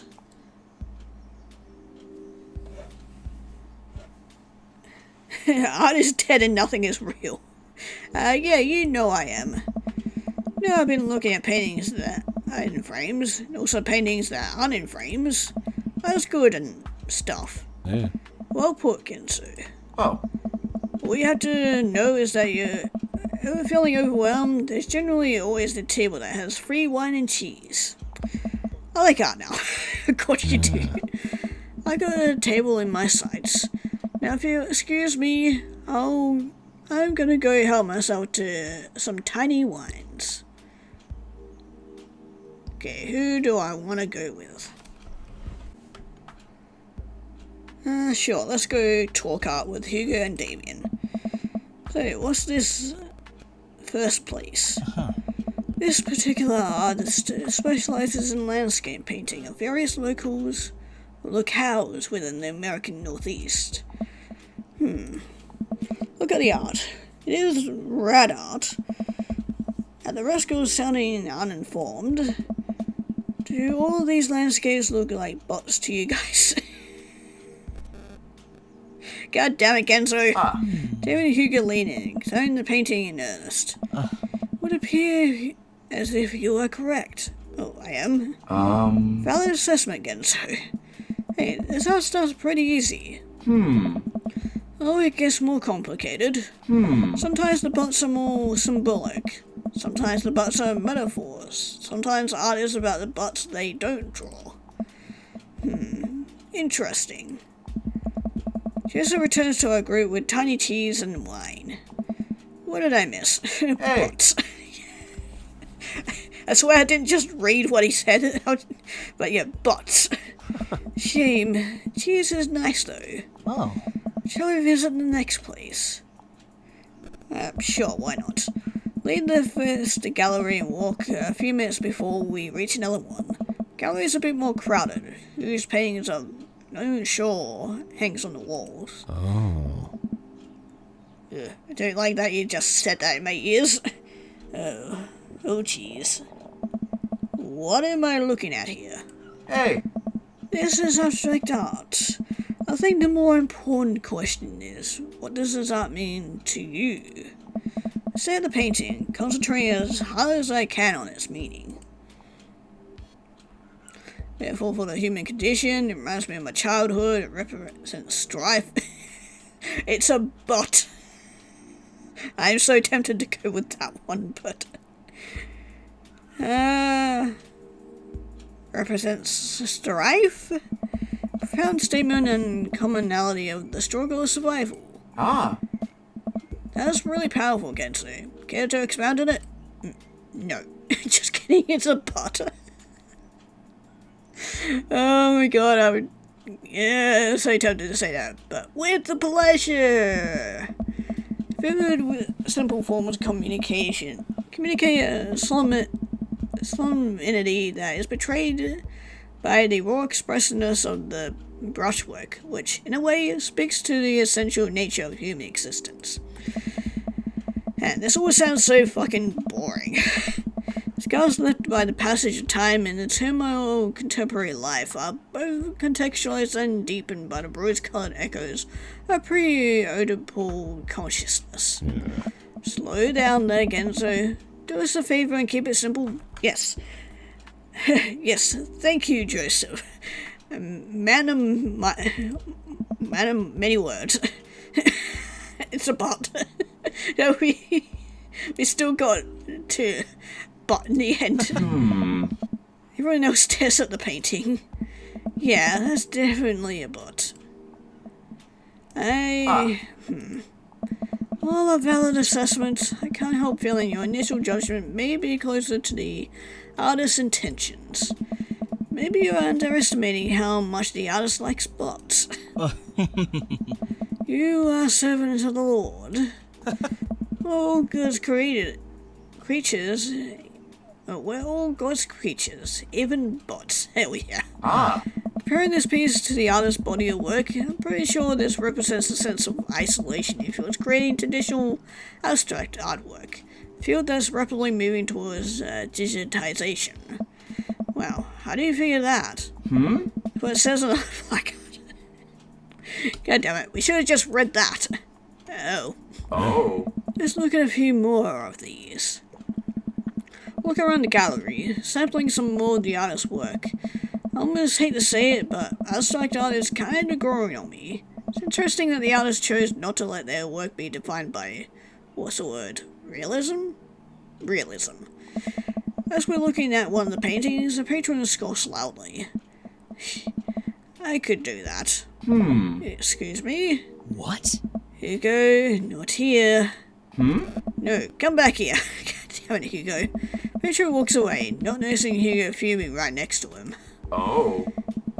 You say you could do that, but you didn't. You didn't seem to have the intellectual depths of the artistic skill to execute a piece even a fraction as impressive as this one. As the truest expression of the self, it seems like your self is bad, so your art would be bad. His own game isn't the best, but there's no denying his passion. Damien is holding him back at this point. Friend to friend, he's not worth it. Hugo manages to cool down. He smooths his jacket. I'm sorry. Love art very much. Oh, I've noticed. We know, buddy. Yeah, we know. Pat Hugo on the shoulder. You know what would ease the mood? Is it cheese? No, but I mean, cheese always soothes the mood. It's wine and cheese. Co-signed. Let's head over to the wine and cheese table, which thankfully is grounded in realism and is actual cheese and wine. But one last stop on the tour. You're not filling up for it? Yeah, sure, why not? Is it going to be any weirder than this art? It's absolutely weirder than this art. Let's do it. Okay, sure. Damien, Hugo, Joseph and I walk over to a performance in the street. Two of mass performers in leotards undulate wildly on the ground, screaming both at each other and us. Yeah, that is weird. Lawrence of Arabia! So, quick question. Shoot. What is happening? Okay. I second this question. Performance art. What does it mean? Again, I propose the very same question to you, Mr. Ekahara. But it's always buts. The real act screen for humanity, a human fear of existence. Yeah, fear of existence sounds appropriate. What do you think they're trying to say? I believe it's less about what they're saying and more about what they're saying. I think there's something special about performance art. with almost every other form of art, music, painting, photography, artists uses the medium as a conduit for their emotions. The performance art medium is the artist, the purest expression of raw human emotion. It's art as catharsis. That's beautiful, Damien. So, what you're saying is, if I start making really loud fart noises right now, it's art as long as I, really mean it. And I sounded like you more and more, Joseph. Which I thought I would never say, because I thought you'd be not fun to be around being religious and all, but beg to differ. Damien fixes him with a hard stare. Hey. I was going to start making fart noises, but based on the look on your face, that joke isn't going to play well with this crowd.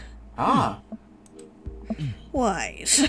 Watch the rest of the performance as earnestly as we can. Quite politely after the dancers scream on their way off stage. I think I'm all arted out. Agreed. We'll decide to walk home together. And that was fun. Work our way back to the cul-de-sac, tiny wine and cheese sloshing around in my stomach.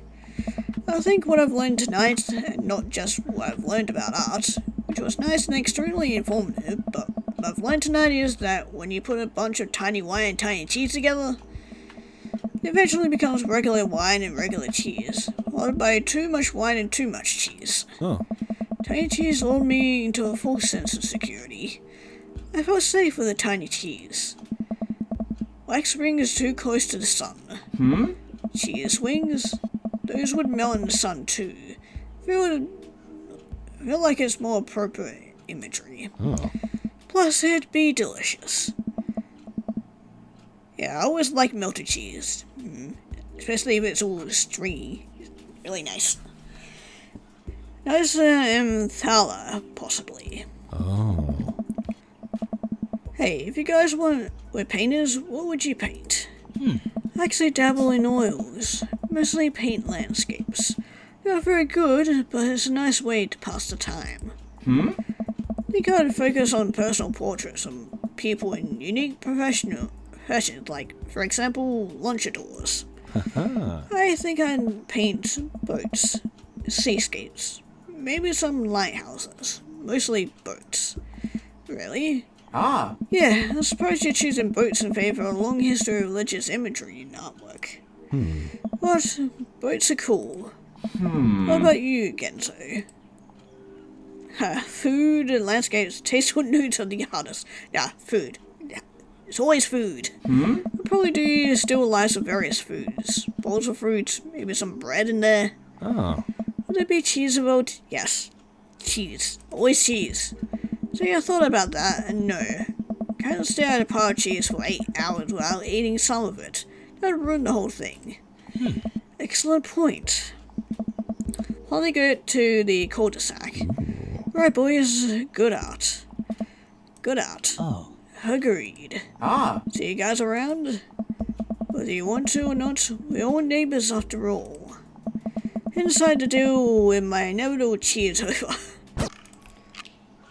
Okay, it's time to go on Robert's third date.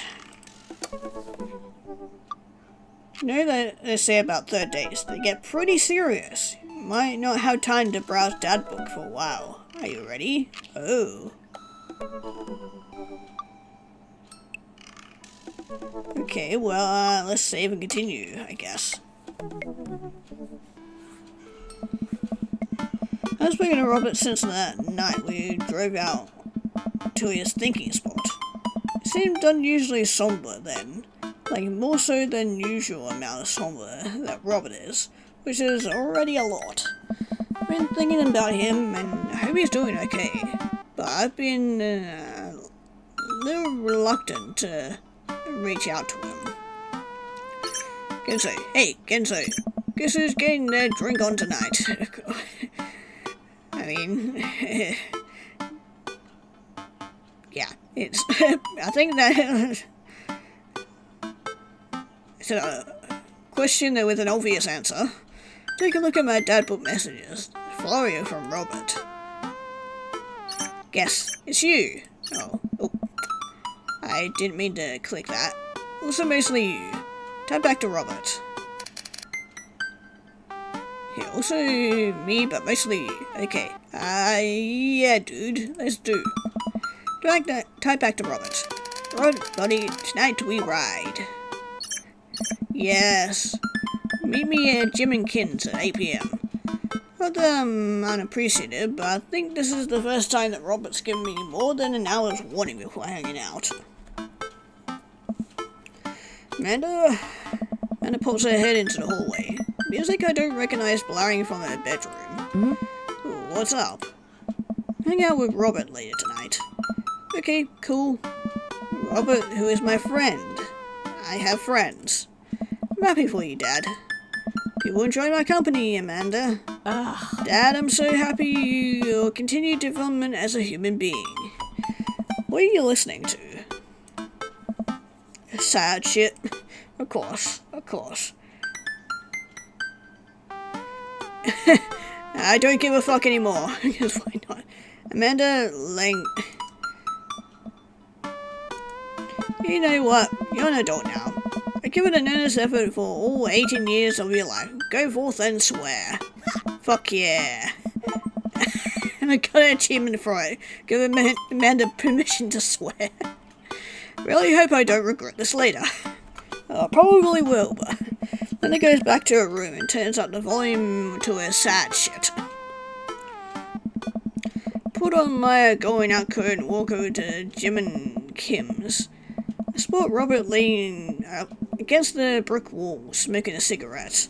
I get closer and realize that he looks a little different. Cleaner, I guess.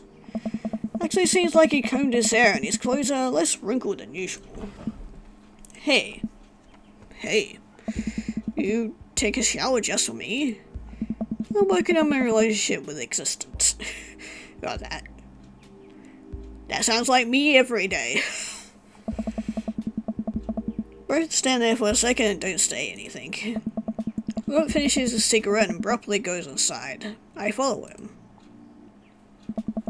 Time I get inside, Robert's already at the bar ordering 2 whiskeys. Spot both in a booth in the back and claim it for us. Robert slides in and hands me a glass. To toast. To us or to you? To us, I guess. Here's to us, and all the property damage and petty larceny that we may commit tonight. He clink whiskeys and I watch him sip his, rather than his traditional approach of slamming the whiskey back as quickly as possible. So, what's the plan for tonight? Here's some other bars, maybe grab some pizza. Kill some time before we go burn down the abandoned house in the woods. It's definitely not as fun as if it's abandoned. Hi, Mary.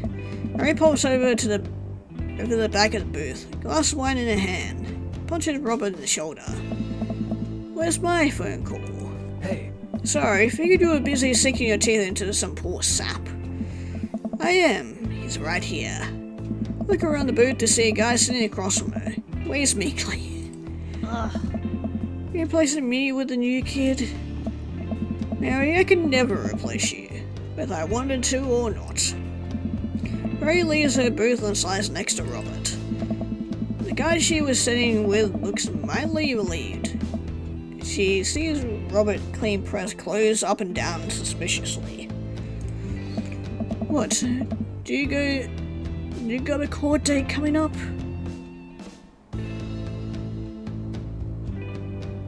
He does, he looks handsome, he never convinced the jury. Yeah, he never convinced the jury. Would have had to shave first. Seriously though, what's up with you? Robert stares down at his drink, suddenly looking serious. It's Pappy. Doctors say it's corious of the liver. I told the old bag of bones to quit it with the sauce, but it's all he's ever known, especially since Ma's gone. That's why I invited you out tonight. Just didn't want to be alone. Aw. It's okay, I'm always here for you, bud. Oh, come on. Kenzo, don't be an asshole. You know, the one thing Robert doesn't joke about is his puppy. Whoops. Giving him 2 months. I gotta help him straighten out his affairs. Robert, I'm so sorry. Robert takes a long look at his whiskey, and in the dim glow of the bar's light. Look at his life, then look at mine. I know history is just doomed to repeat itself. Oh my god. I'm just kidding. Tied with his new girlfriend, Upper Luco. They're watching the sunset every night. Probably screw like donkeys. I didn't need that information. Hey, wait. I was the one who screw a lot? Oh, sorry. Didn't realize you were an expert on which animal screwed a lot. Ugh. Please stop saying the word screw. Oh, you're one to talk, Mary. Rob finishes his drink and slides it away from him. Gets up and out of the booth. Me and Gaz are gonna hit the bricks. You coming with? Ray casts one last glance at the sad sappy she's been hunting and downs the rest of her wine in one gulp. This place is dead anyways. We exit the bar and find a typically empty street filled with a small crowd of people. At the front is a guy with a really deliberate attitude and bad posture. Cries a lantern that he shines up as his face with dramatic effect. What's going on? Looks like it's one of those walking ghost tours. Do that in this part of town all the time. I've always wanted to do one of those. Yeah. You know, all of the stories are fake, right? Oh. Pretty much all my stories are fake. This is research. What makes a beeline towards the back of the group? Turns around when he notices that I'm not following him. Come on. Can't just crush it, can we? Don't be such a square, Genzo. It's like you belong. Robert sidles up to the tour group, recklessly falling to step behind him. Well, here goes nothing. Oh great, he's that type of guy. Hey, it was in this place in 1694 that the most infamous witch trials were held. Today we don't know if the people burned at the stake were actually witches, but it is widely reported that their ghosts still haunt this hapless dive bar to this very day. It's actually 1692. Hey! What? The site was over by the coffee shop down the road. I'm sorry, who are you? Daniel Mextrugus, ghost historian. And that's the name you decided to go with? And this is my colleague, Dr. 80s reference, 90s reference, 2000 reference, contemporary reference. Let's go with 80s reference. Dr. Loomis, paranormal investigator extraordinaire. We're touring 80s or America's most haunted locations as research for our new book. I don't know. You may have seen our guest cameo on Paranormal House Hunters Extreme Edition. A couple of people in the group start nodding. Man, Robert's good at this. Are you guys part of the group? I remember seeing you at the first stop. Uh-oh. You like to keep a low profile. Easier to catch ghosts that way. Oh. They've definitely been here. Been standing next to them the whole time. Thank you, random lady who I don't know. As I was saying, the epicenter of paranormal activity can be found at the Coffee Spoon over there. The man who runs it has been plagued by hauntings since he signed the lease. Damn near driven him mad. But whatever you want to say is cool, I guess. It's your tour. Man, didn't know that about Matt. Wait, I was making this up. As the tour group listens intently to Robert's every word, the tour guide can tell that he's losing the group. Seems to be getting flustered. Thank you for your contribution and knowledge, Mr. Sturgis. Let's move on to the next haunted location. Robert, Mary, and I follow the group down the street. Tour guide's shirt is cool. Yeah, everyone in the group gets one if we make it to the final location. Turn to Robert and grab him by the shoulders. I need that shirt. Well, guess we're in it for the long haul then. Let's follow my lead. Don't arouse too much suspicion, and we'll have a cool ghost shirt in no time. Yay, we get a cool ghost shirt. Group arrives at an old, decrepit, colonial-style house. Quick pause in the tour. My name is Quinn, but most people in the ghost tourist circuit call me Tour Master Quinn. I'm a DJ, touring master, and part-time actor. I do private ghost hauntings, events, birthday parties, MC bar mitzvahs, and perform traditional vaudevillian mime work. Man, jack of all trades by the sounds of it. Tour Master Quinn gives out headshots to all of us. Resume is on the back. Stage combat experience. Anyway, here's a little bit of history for you all. This was the home of a noted American author, Dorothy Pembridge. His prose was wildly popular in the late 19th century. It is in the attic of this very home where she wrote such classics as The Diary of the Victorian Mistress, Lady Fitzwilliam's Courtship, and The Ghost of Sea Captain Reginald Barclay. He unfortunately died of consumption shortly after the turn of the century. Several people have reported that on some nights you can see a light from the attic, where the ghost of Miss Pembridge continues work on her latest bestseller. I guess you could say that she was consumed by her work. I am sad. I'm so sad. I'm so sad. Same here, bud. Same here. No reaction from the crowd. This guy needs to work on his dad jokes. Actually, consumption is the popular cover-up. The known fact is that it was a murder-suicide. Hey! I'm pretty sure she died of consumption. Sure. We definitely didn't hire Stanley Kubrick to elaborately fake the moon landing. That was the watered-down, censored version they teach you at school. But if you can't handle the real story, I understand. Not for the faint of heart. Can we... I think everyone would much rather hear about this world-renowned ghost historian has to say. Right, everyone? Great murmurs in agreement. This is a topic we cover extensively in our book, Dr. Loomis.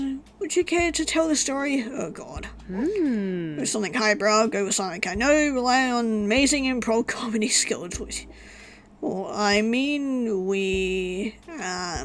kind of watch a lot of the ghost hunting shows, so let's go with something I know. That's the safe option, I guess. 19th century Dorothy Pembridge was credited for protecting New York City from potentially world-ending paranormal forces. Despite her success, her ragtag group of ghost hunters were disbanded by government officials. However, after learning that the ghost of Vigo the Catharian has taken an interest in her son, her and her ghost-busting friends what's the mission to defeat the ghost and once again in New York City? Hey, isn't that the plot to... Yeah, I was just about to say, isn't that Ghostbusters? Nope, it's not. So guy sees this as an opportunity to take back the group and addresses us with some razzle-dazzle. What an interesting story. Now, I just want everyone to know that the next location is extremely terrifying. If anyone thinks they can't handle it, feel free to excuse yourself. Nope, we're definitely still going on. Alright, I'm bored. Ray turns to a young guy looking at his phone and taps him on the shoulder. Hey kid, fancy buying a girl a drink? Guy looks up at her and smiles. Really, the bar is haunted. Honey, I can show you the most haunted place in town. I think I can exorcise your demons, if that's what you're looking for. Alright, check your dick can't cash, kid. God damn it, Mary. Let's go wide. Mary salutes me and Robert. Suddenly pulls me into a hug and murmurs into my ear. You know Rob for as long as I have. Know when something's wrong. Keep an eye on him for me tonight, okay? Okay. Thanks for the heads up. Nice to know that you're actually concerned about your friend. Sure, Mary. Good man. Ray pulls me on the back and pulls away. Or pats me on the back and pulls away. Takes the guy's hand and leads him down the street. Hey. Take it sleazy, fellas. God help that poor soul. Mary or the kid. Oh? Both. Hey. Let's stop. This burial ground is such a hotbed of horrifying paranormal activity that I'm not even sure where to begin. There's the wailing ghost of the Wolfman, the vampire Maple Bay, children of the moonlight. What about the Dover ghost? Oh, we're going with this story again. At this point, the tour guide is clearly irritated with us. What about it? Oh. Oh, nothing. I just think it would be a crime to come all this way out to the cemetery. Actual origin of one of New England's most notorious paranormal entities. Not even mention the infamous Dover ghost. That's not a real thing. It's absolutely not a real thing. I think someone needs to brush up on their paranormal history. Don't tell us about paranormal history. Know every ghost story in this area. Hi. Guarantee there's one you don't know. He looks over at me and smiles. Hey. Would you folks care to hear the tale of how Loomis and I met? Hey! No. Entire group shushed the news to a group. Yeah, I think he's completely lost them at this point. I'm so sad. Okay, fine. Tell the story. Well, it was a dark and stormy night. I wasn't always a paranormal investigator. Hey. Way back when I was just a Hey! Bible salesman, traveling grifter, or carnival barker.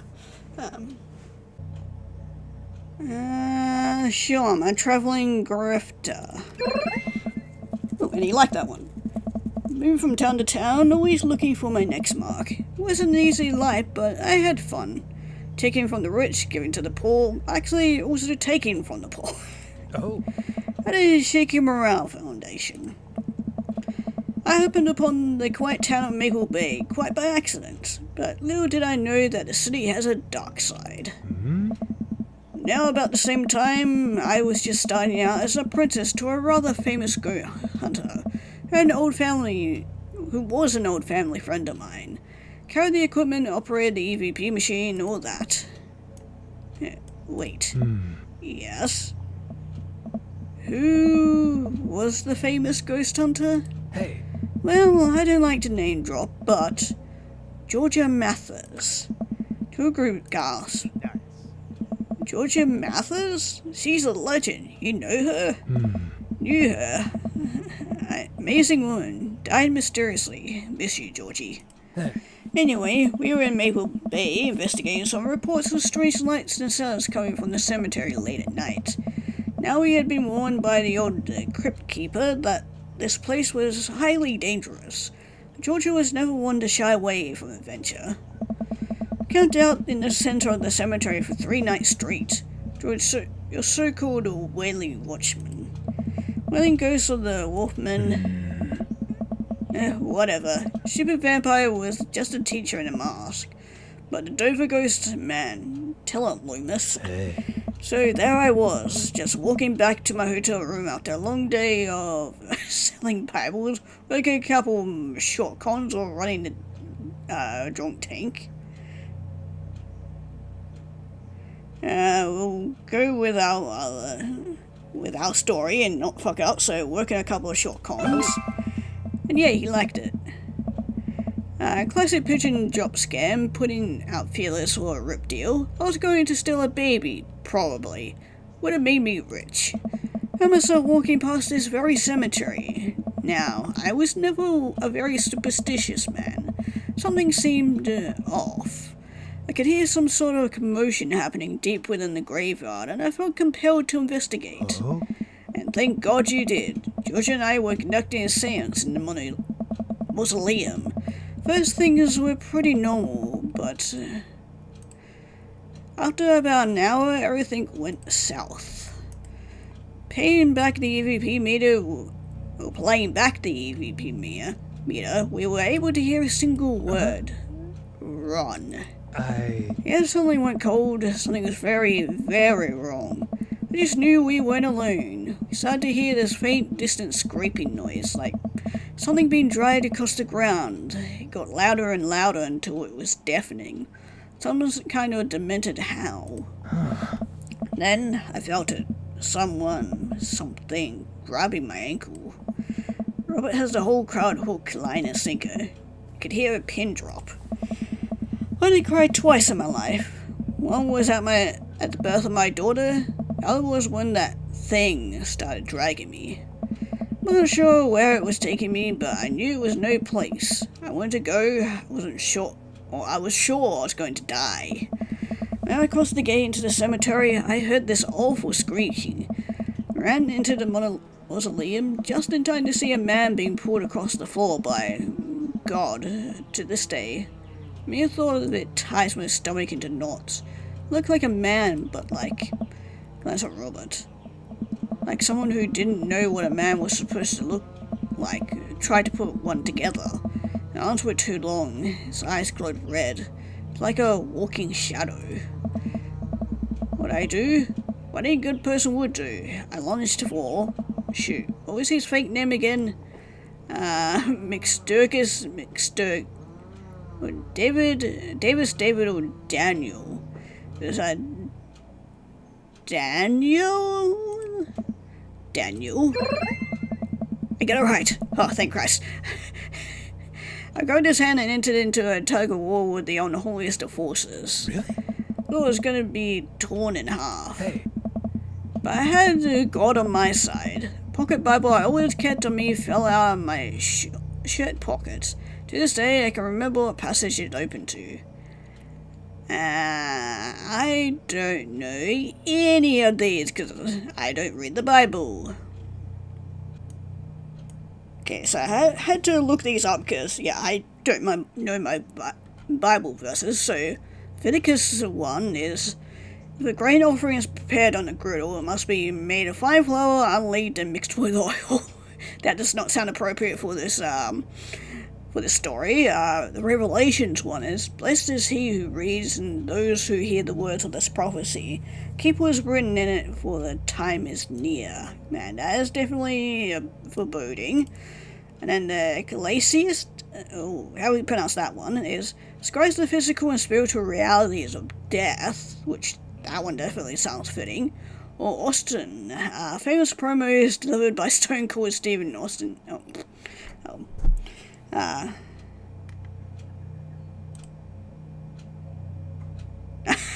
I was reading the wrong thing, but Austin 3:16 says, I just whooped your ass. Oh my god, I want to choose that one so badly, but this one it is. I like the Austin one. I like the Austin one, that's hilarious. Then shall the dust return to the earth as it was. The spirit shall return unto God who gave it. No idea where Robert pulled that verse from.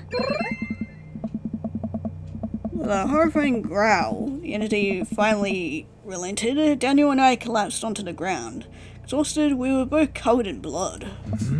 Damn creature clawed into my chest. Got me real good. Had to get 16 stitches. Robert pulls down the collar of his shirt to reveal a long wicked scar across his pecs. Oh, handy to have that. And that's how I got this scar. I followed Georgia Mathers to the ends of the earth. We faced exorcisms, demons, poltergeists that threw our equipment across the room. I'd never seen Georgia so scared. She was never the same after that, neither was I. Watching what happened to Daniel and Georgia shook my faith. But I came out of that experience a better man, a better friend. We've been brothers ever since. Two group gives us a round of applause as Robert and I share an emotional hug. As he embraces me, I can smell the cologne on his neck. Wow, Robert does clean up good. I found myself lingering a little too long on the hug. Tour guy seems to have brought it, and he's wiping a tear from his eyes. Hey, we're finally back on his good side. Thank you. It's an honor to be able to share our story. Be sure to watch out for our book. Which one do we and the Bruce Guide to the Hottest Ghost.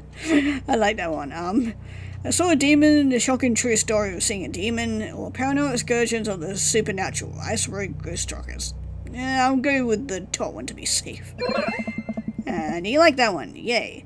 Robert has to suppress a laugh at that one. Hey. Well, I think you both definitely earned your t-shirt. Fuck yes. We definitely, it's totally not the reason why we, joined this or anything. Tour guide hands us, the converted t-shirts. Then slips us both these business card and leasing clothes. Hey! You guys are ever in need of a professional actor, balloon animal artist, Elvis impersonator, or nude model, no thanks. Although, we might be doing some mood modeling later. Hey, Robert. Wink, wink, nudge, nudge. Please don't hesitate to contact me. Oh. You got it, buddy. After a couple of tourists take selfies with us, we split away from the group and walk home. That was incredible. I really can't believe they brought all that. Don't know how you had it in you. Again, so, excuse me, Dr. Loomis. A bit about the pocket Bible was aces, though giving the Dover ghost glowing red eyes was a little cliche. The corporate conspiracy theory bit wasn't. Hey. Oh, part of the character. Well, we got the shirts out of it. We arrive in front of Robert's house. Wanna have a drink? Oh, man, I definitely I need one after that. You say even a question? You trying to poison me? No, I'm good.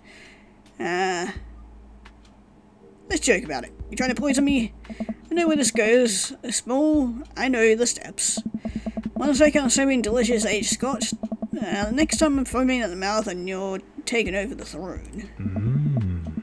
Long live the king, baby. I... Oh, and you like that one? Or at least me inside. Can't help but think about what Mary said to me. Robert did seem a little bit off, but that completely disappeared when we were joking around with the ghost tour. I don't know. It's hard to read. While I'm thinking, I hear claws skittering across the floor. Oh god, it's his pit pool. And I'm about to be torn to shreds. Shut my eyes tight and brace when cracked. Betsy, hey, be nice. Don't think I'll think about tiny paws scratching at my shoes. Open my eyes. Oh, hey there. Oh, and off he goes. Oh, that's so cute. Betsy? First dog jumps away from me. I look around in circles and sniffing Robert's legs. He pats her on the head. Oh, look at him, he's so cute. Oh my god, I'm gonna give you all the scratches. Hey, that's not a pit bull. This is the cutest, dumbest Boston Terrier I've ever seen. Betsy, you're not a pit bull? You weren't taken by the Dover ghost? Betsy's made of tougher stuff than that, ain't you, girl? Betsy rolls over for some well-deserved belly rubs. Oh. I keep a picture of a large pit bull in my wallet in case of emergencies. Comedic emergencies. Just like that scar of yours. Make our way to Robert's living room. A quiet man with arguably the oldest pickup truck that can be legally driven. His place is amazing. There are sleek modern appliances throughout the room, with a big flat screen TV mounted on the wall. There are shelves upon shelves of DVDs. Guess he wasn't lying about really being into cinema. Pours us both a glass of whiskey from a well-stocked bar in the corner. Betsy curls up on the pile of cushions. Oh, isn't she a good girl? So, how did you really get that scar? Don't tell me you got it fishing for Alaskan king crabs in the Bering Sea or something. Trained me too well. Robert Larson takes a sip of his drink. Dylan and I were riding our bikes. I hit a rock, flew over the handlebars, and then we went to the hospital. And that's it. Hey. A very interesting story. I heard you talk about your daughter. Well, I have one. That's her. Points to a picture on the wall of a very serious little girl with dark eyes. Yep, that's definitely Robert's daughter. How old is she? 25, 26, not too sure. Does she live around here? No, Val lives back home in Brooklyn. Works at some new media online magazine thing. Makes buckets, though. Something he seems really serious. Probably shouldn't press him about it. Hey. You like, Santana? Sure, yes. Hi. Great. Robert puts on his antenna and then takes a seat on the couch next to me. Suddenly downs his drink in one gulp. Hey, you alright? Oh. Robert leans in and kisses me. Oh, I didn't realize it was leaning into, this. I mean, not complaining, but... Taste the whiskey burning my lips. Surprised at first, but slowly relaxed into his arms. Pulls away slightly, his lips barely brushing against my mouth. I am now... Can't say anything. At best managing a sigh. Robert leans in again, kissing me harder. Pulls my bottom lip between his teeth and bites lightly. Laying a hand under my shirt, my heart pounding in my chest as he lies us both down on the couch. Kisses trail down my neck, his teeth grazing my skin. I just... wait. It's not that. Robert bites down and I have to stop for a moment. Stop. Robert stiffens up and pulls away. No biting? No, I'm more than okay with that. Something's up. Oh, I mean, I'm sure something is, up, alright. Runs a hand through his hair and looks away. I'm fine, just been kinda stressed out. Tired. No big deal. You sure? Listen, I want this as badly as you do, but I know something's wrong. I need to make sure that you're okay. Robert stares at the ground. Treat me that well, Genzo. I'm not a good person. Takes a deep breath. Spent my whole life only taking and taking and taking. Now here I am, an old broken man sitting on top of a pile of everything I've ever taken.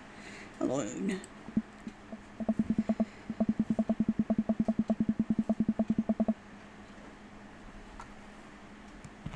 But I want to know you. You don't have to keep hiding behind fake stories and acting like you don't have feelings. He sighs heavily. It's Val. She's visiting tomorrow. She wants to patch things up. Oh, I mean, that's a good thing, isn't it? Are you, I'm sorry, but is this a bit... No. When was the last time you saw her? 3, 4, I think? Months? Years.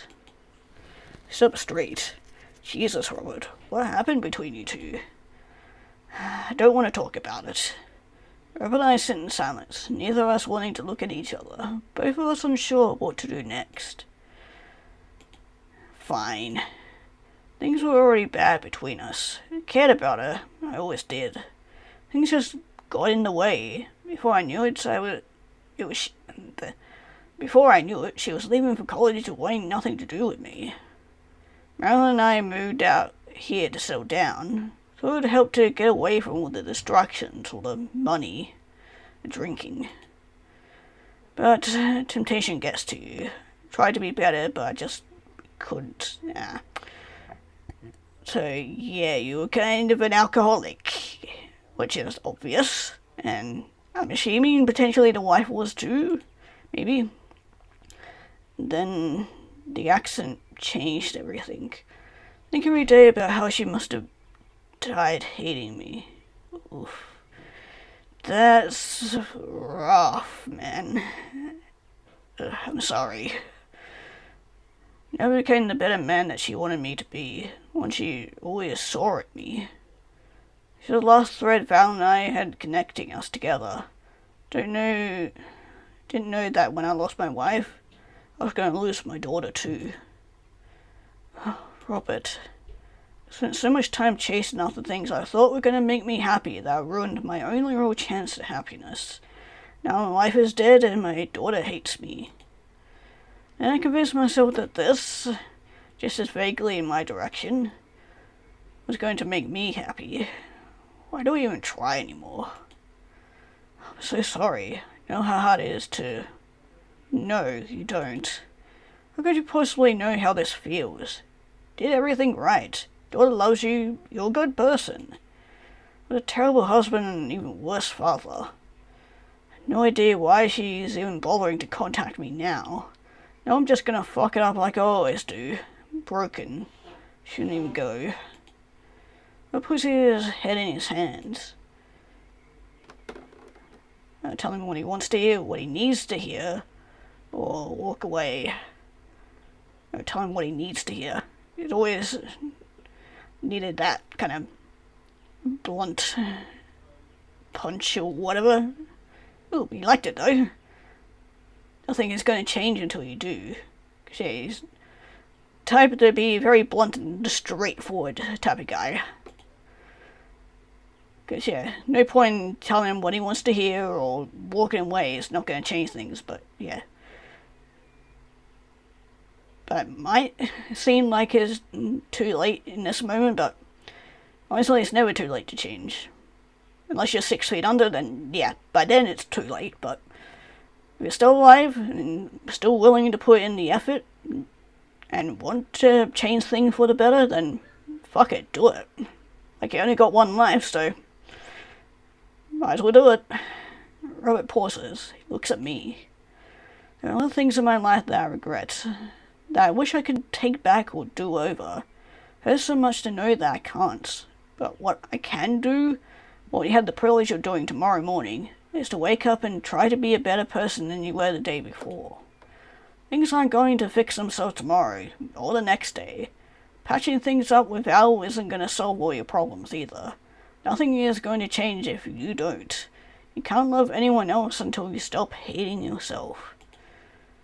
And you're right, I don't know you that well, but you have the same capacity for good that we all have. I know you can find it. Fowler's given you a chance. Don't waste it. But, no buts. Only the good kind of buts. like at the art gallery. Well, actually, you weren't there, so you won't get the joke, but... Robert, listen to me. It's going to be okay. But... lean over and embrace Robert, pulling him as tightly as I can. Buries his head into my shoulder, hugging me back. Aw. Stop, you're gonna make me cry. No. No, not again. It's gonna be okay. Place a hand on the back of his head and stroke his hair. Shudders and sobs. I realize that he's crying. No, stop, you're gonna... Fuck, you're gonna stop making me cry. No. Thank you. We stayed there for a while, holding each other. We both eventually drift off to sleep.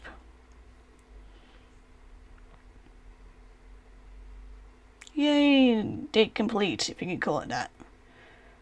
Tormentor, Mary, crime, whiskey, dad, stock. And hell yeah, I got an S rank for it. Hell yeah. Okay, well...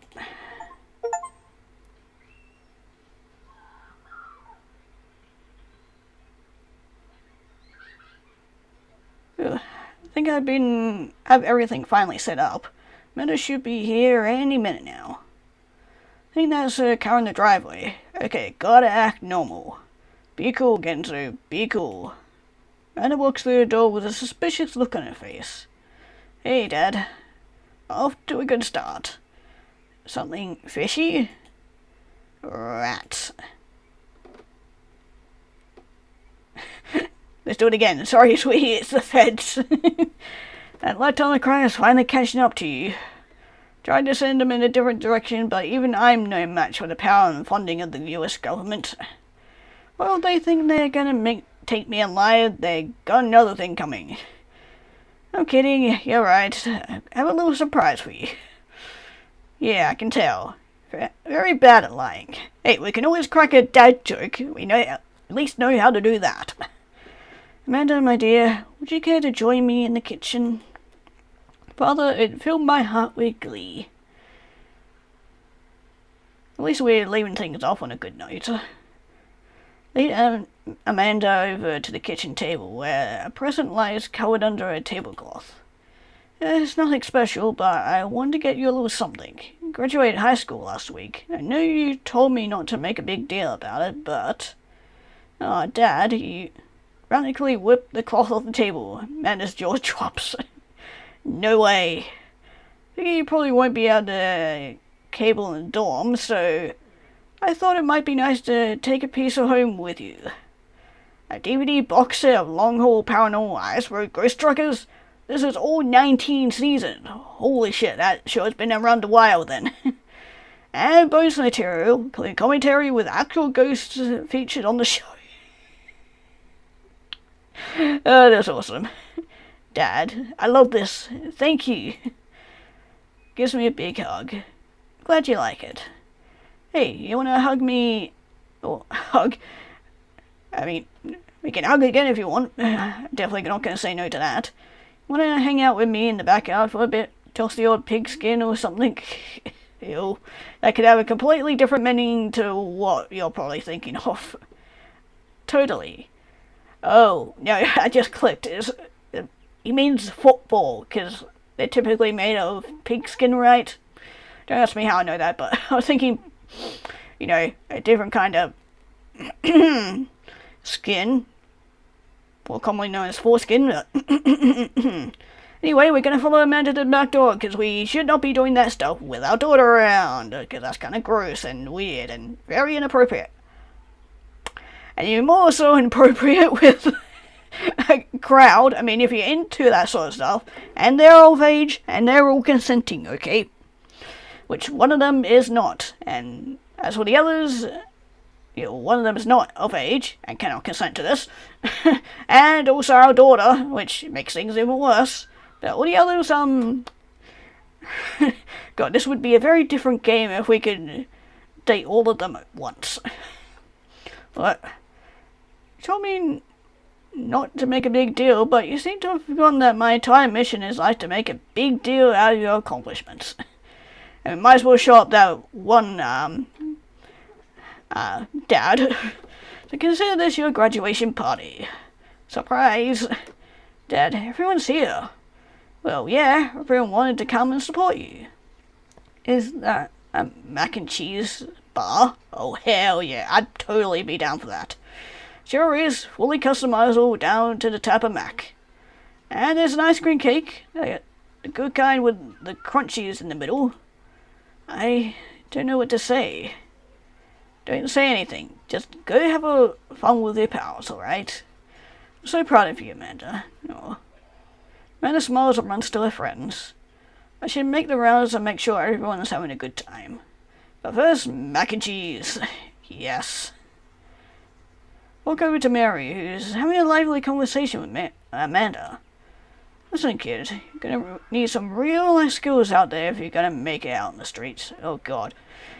Probably not the advice that you're gonna be giving Mary. I'm going to college. Same thing. Look, I know you're not old enough to drink. Right. And I know you're smart enough not to drink until the legal age. Uh-huh. But hypothetically, if you were to drink, it'd behoove you to drink a glass of water between rounds. Got it. Hypothetically. And if you wake up with a headache, all you gotta do is take a jar of pickles and drink the pickle juice. You're gonna be fine. What's going on here? Girl talk? Sure. Mary turns back to Amanda. Now, let me tell you about how to deal with a bad roommate. First thing to do, you get straight A's if they die during the semester. No, Mary, no. No, we are not going to do that. Mary, relax, it's a myth. Supposedly. Right. Guess my better judgment, I leave them be.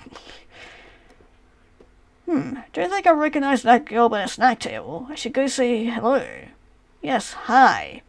Let me guess, your Val by chance? Definitely look like your father. I don't think we met.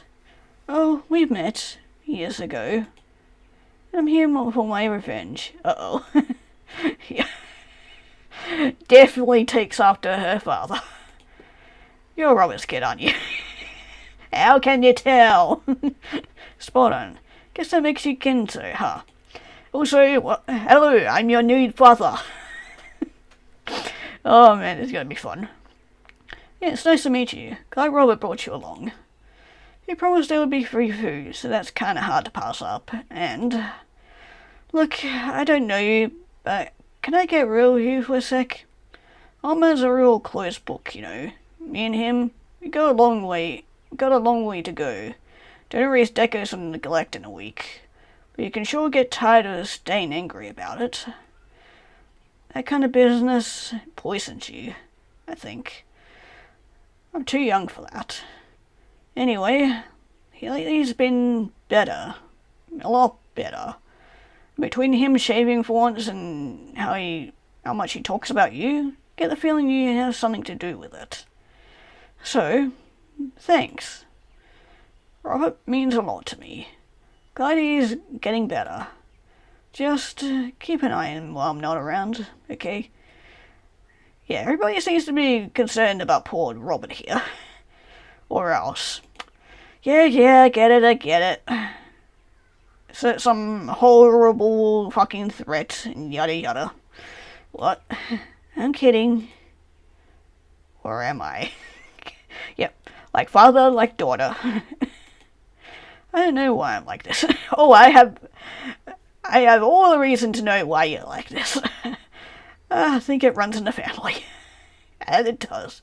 But it trots up to the conversation. Hey, love your necklace. And your hair. And just, geez, the old vibe is cool. Thanks. Like your jacket. Girlfriend collects pins too. Oh, this is my daughter, Amanda. Amanda, this is Robert's daughter, Val. Nice to meet you. I heard you're a photographer. An aspiring photographer. I'm going to school for it. You take pictures? Oh, I mean, that's what a photographer does. Yes. Then you're a photographer. Welcome to the biz. Val has Amanda a business card. If you're ever looking for internships, shoot me an email. Oh, hell yeah. She's already racking up. Yeah. People. It's always a good thing. Anyway, I need to go make friends with that woman over there who's dual-wielding wine glasses. Catch you later. God. Oh no, please do not hang out with Mary for your own good. Val walks away. Although, I mean, she is friends with Robert, so I'm sure Val will be fine. She's cool. Gave me her business card. She touched my hand. Congrats, you just networked for the first time. Regular business lady now. Quarterly predictions, stock market, synergy. While you're making a fortune as a businesswoman, I gotta keep this party going. Catch you around, Pops. Genzo. Brian, you made it. I don't pass up on a good Mac. What do you think of the party? It's not bad. Just not bad? Yeah, it's not bad. Don't let him bait you. Don't let him bait you. Thank you for the lovely compliment. Daisy trots up. Hi, Amanda's dad. Hey, Brian's daughter. See how that feels? This is a great party. Thank you so much for inviting us. You're very welcome, tiny child who knows how to pay a compliment. Brian and I lock eyes. This isn't over. Oh god. Hey bro. Is a real rager, taking our older age into consideration. We're trying to be in bed at a reasonable hour tonight. Don't let me get too wild. Don't worry, dude, I'll keep an eye on your fruit punch intake. You know, I'm really glad we're bros again. Let's hit the gym sometime soon, huh? Sure thing, dude. I am absolutely not doing that. Oh, these must also be your kids. Brian and Hazel peek out behind Craig. Hey, little ones. Hello. Hiya. Thank you for the ice cream cake. Wait, girls, how much did you eat?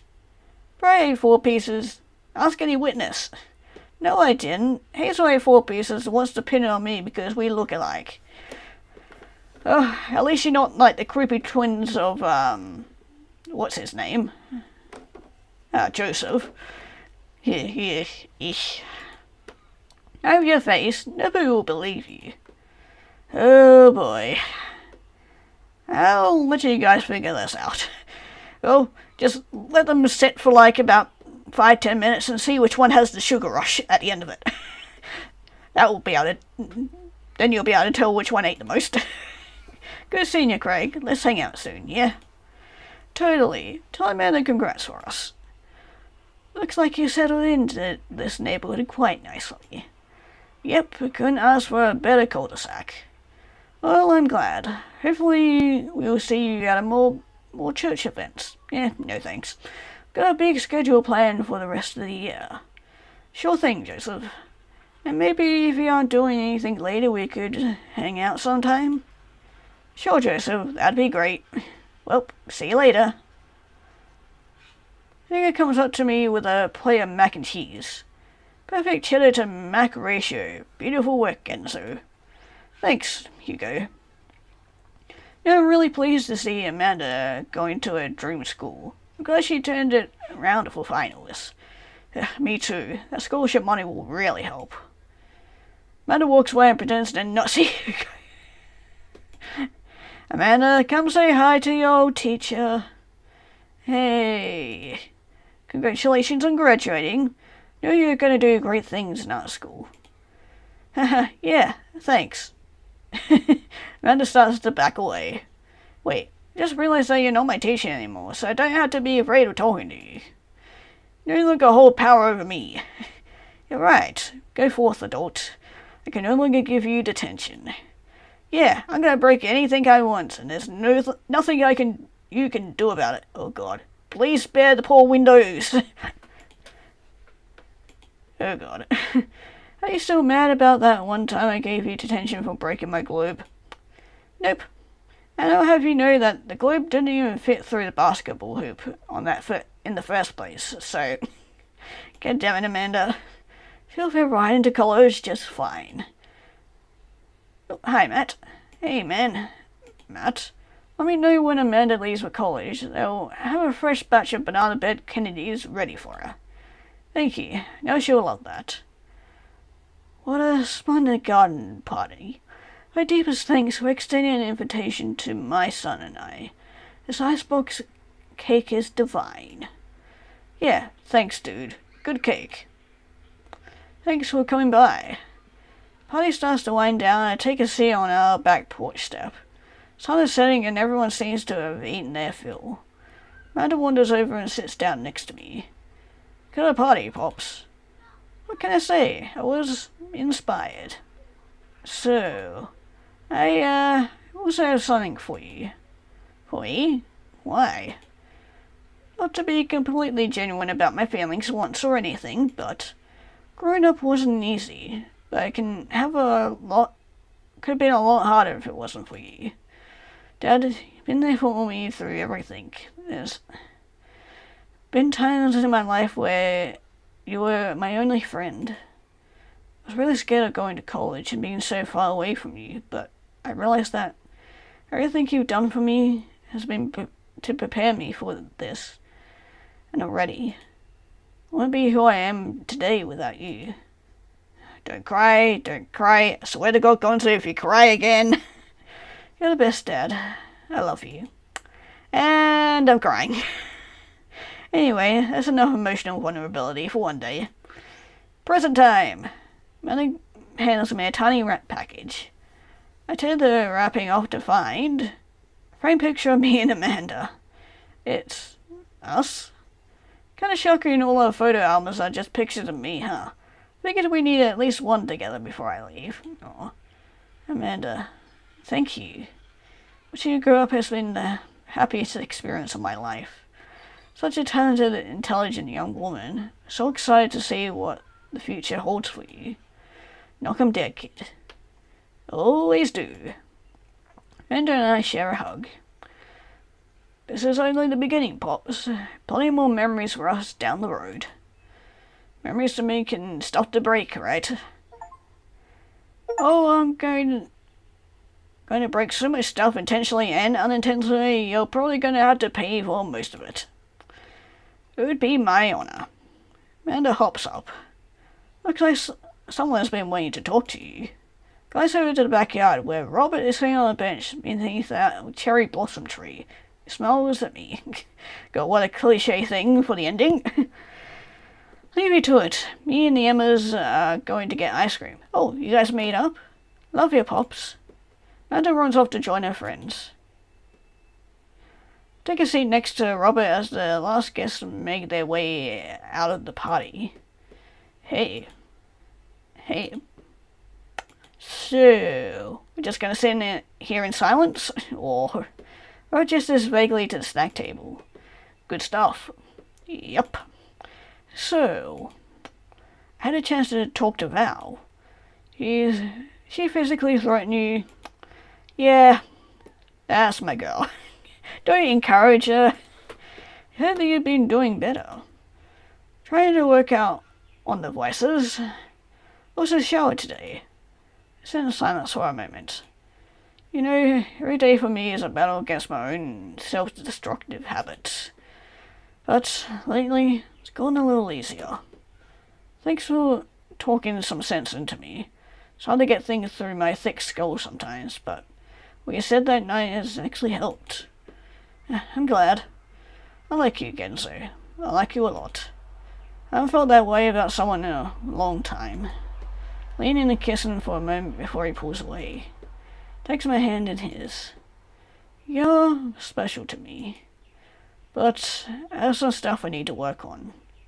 Emotionally. Before I can get into anything romantic with you. Is that better than who I am right now? I mean, that is only fair and completely valid. I need to be on my own for a bit, figure some things out. Of course. I think what you need right now is a friend. I'm very happy to be that for you. Thank you. That means a lot to me. If you're ever ready for more than that, you know where to find me. Let's hunt ghosts sometime. I would love that. Put my head on his shoulder and we watch the sun slowly dip below the horizon together. Aww. Try not to cry. And that's the end. Or at least to one of the routes. But we are going to be going through and playing going through and dating the other guys. But yeah, man, that one was a hell of a lot sweeter. And a hell of a lot more fun than I thought it was going to be. Because, yeah, he was definitely the bad boy type. And, yeah, not really my type of guy. But, yeah, he was still really good. His little route was, yeah, I quite enjoyed it. It was fun. But yeah, with that, we will be moving on to our next date. Oh, there's the picture. The best pops. Aw, look at us, they're so adorable. Oh, flashbang! My eyes. Oh, you little puppy! Oh my god, they're so cute. Oh my god, that is adorable, I love that. Oh, I just realised this little thing, wood carving thing, it was of his dog. My god, that is adorable. I love that. That's so cute.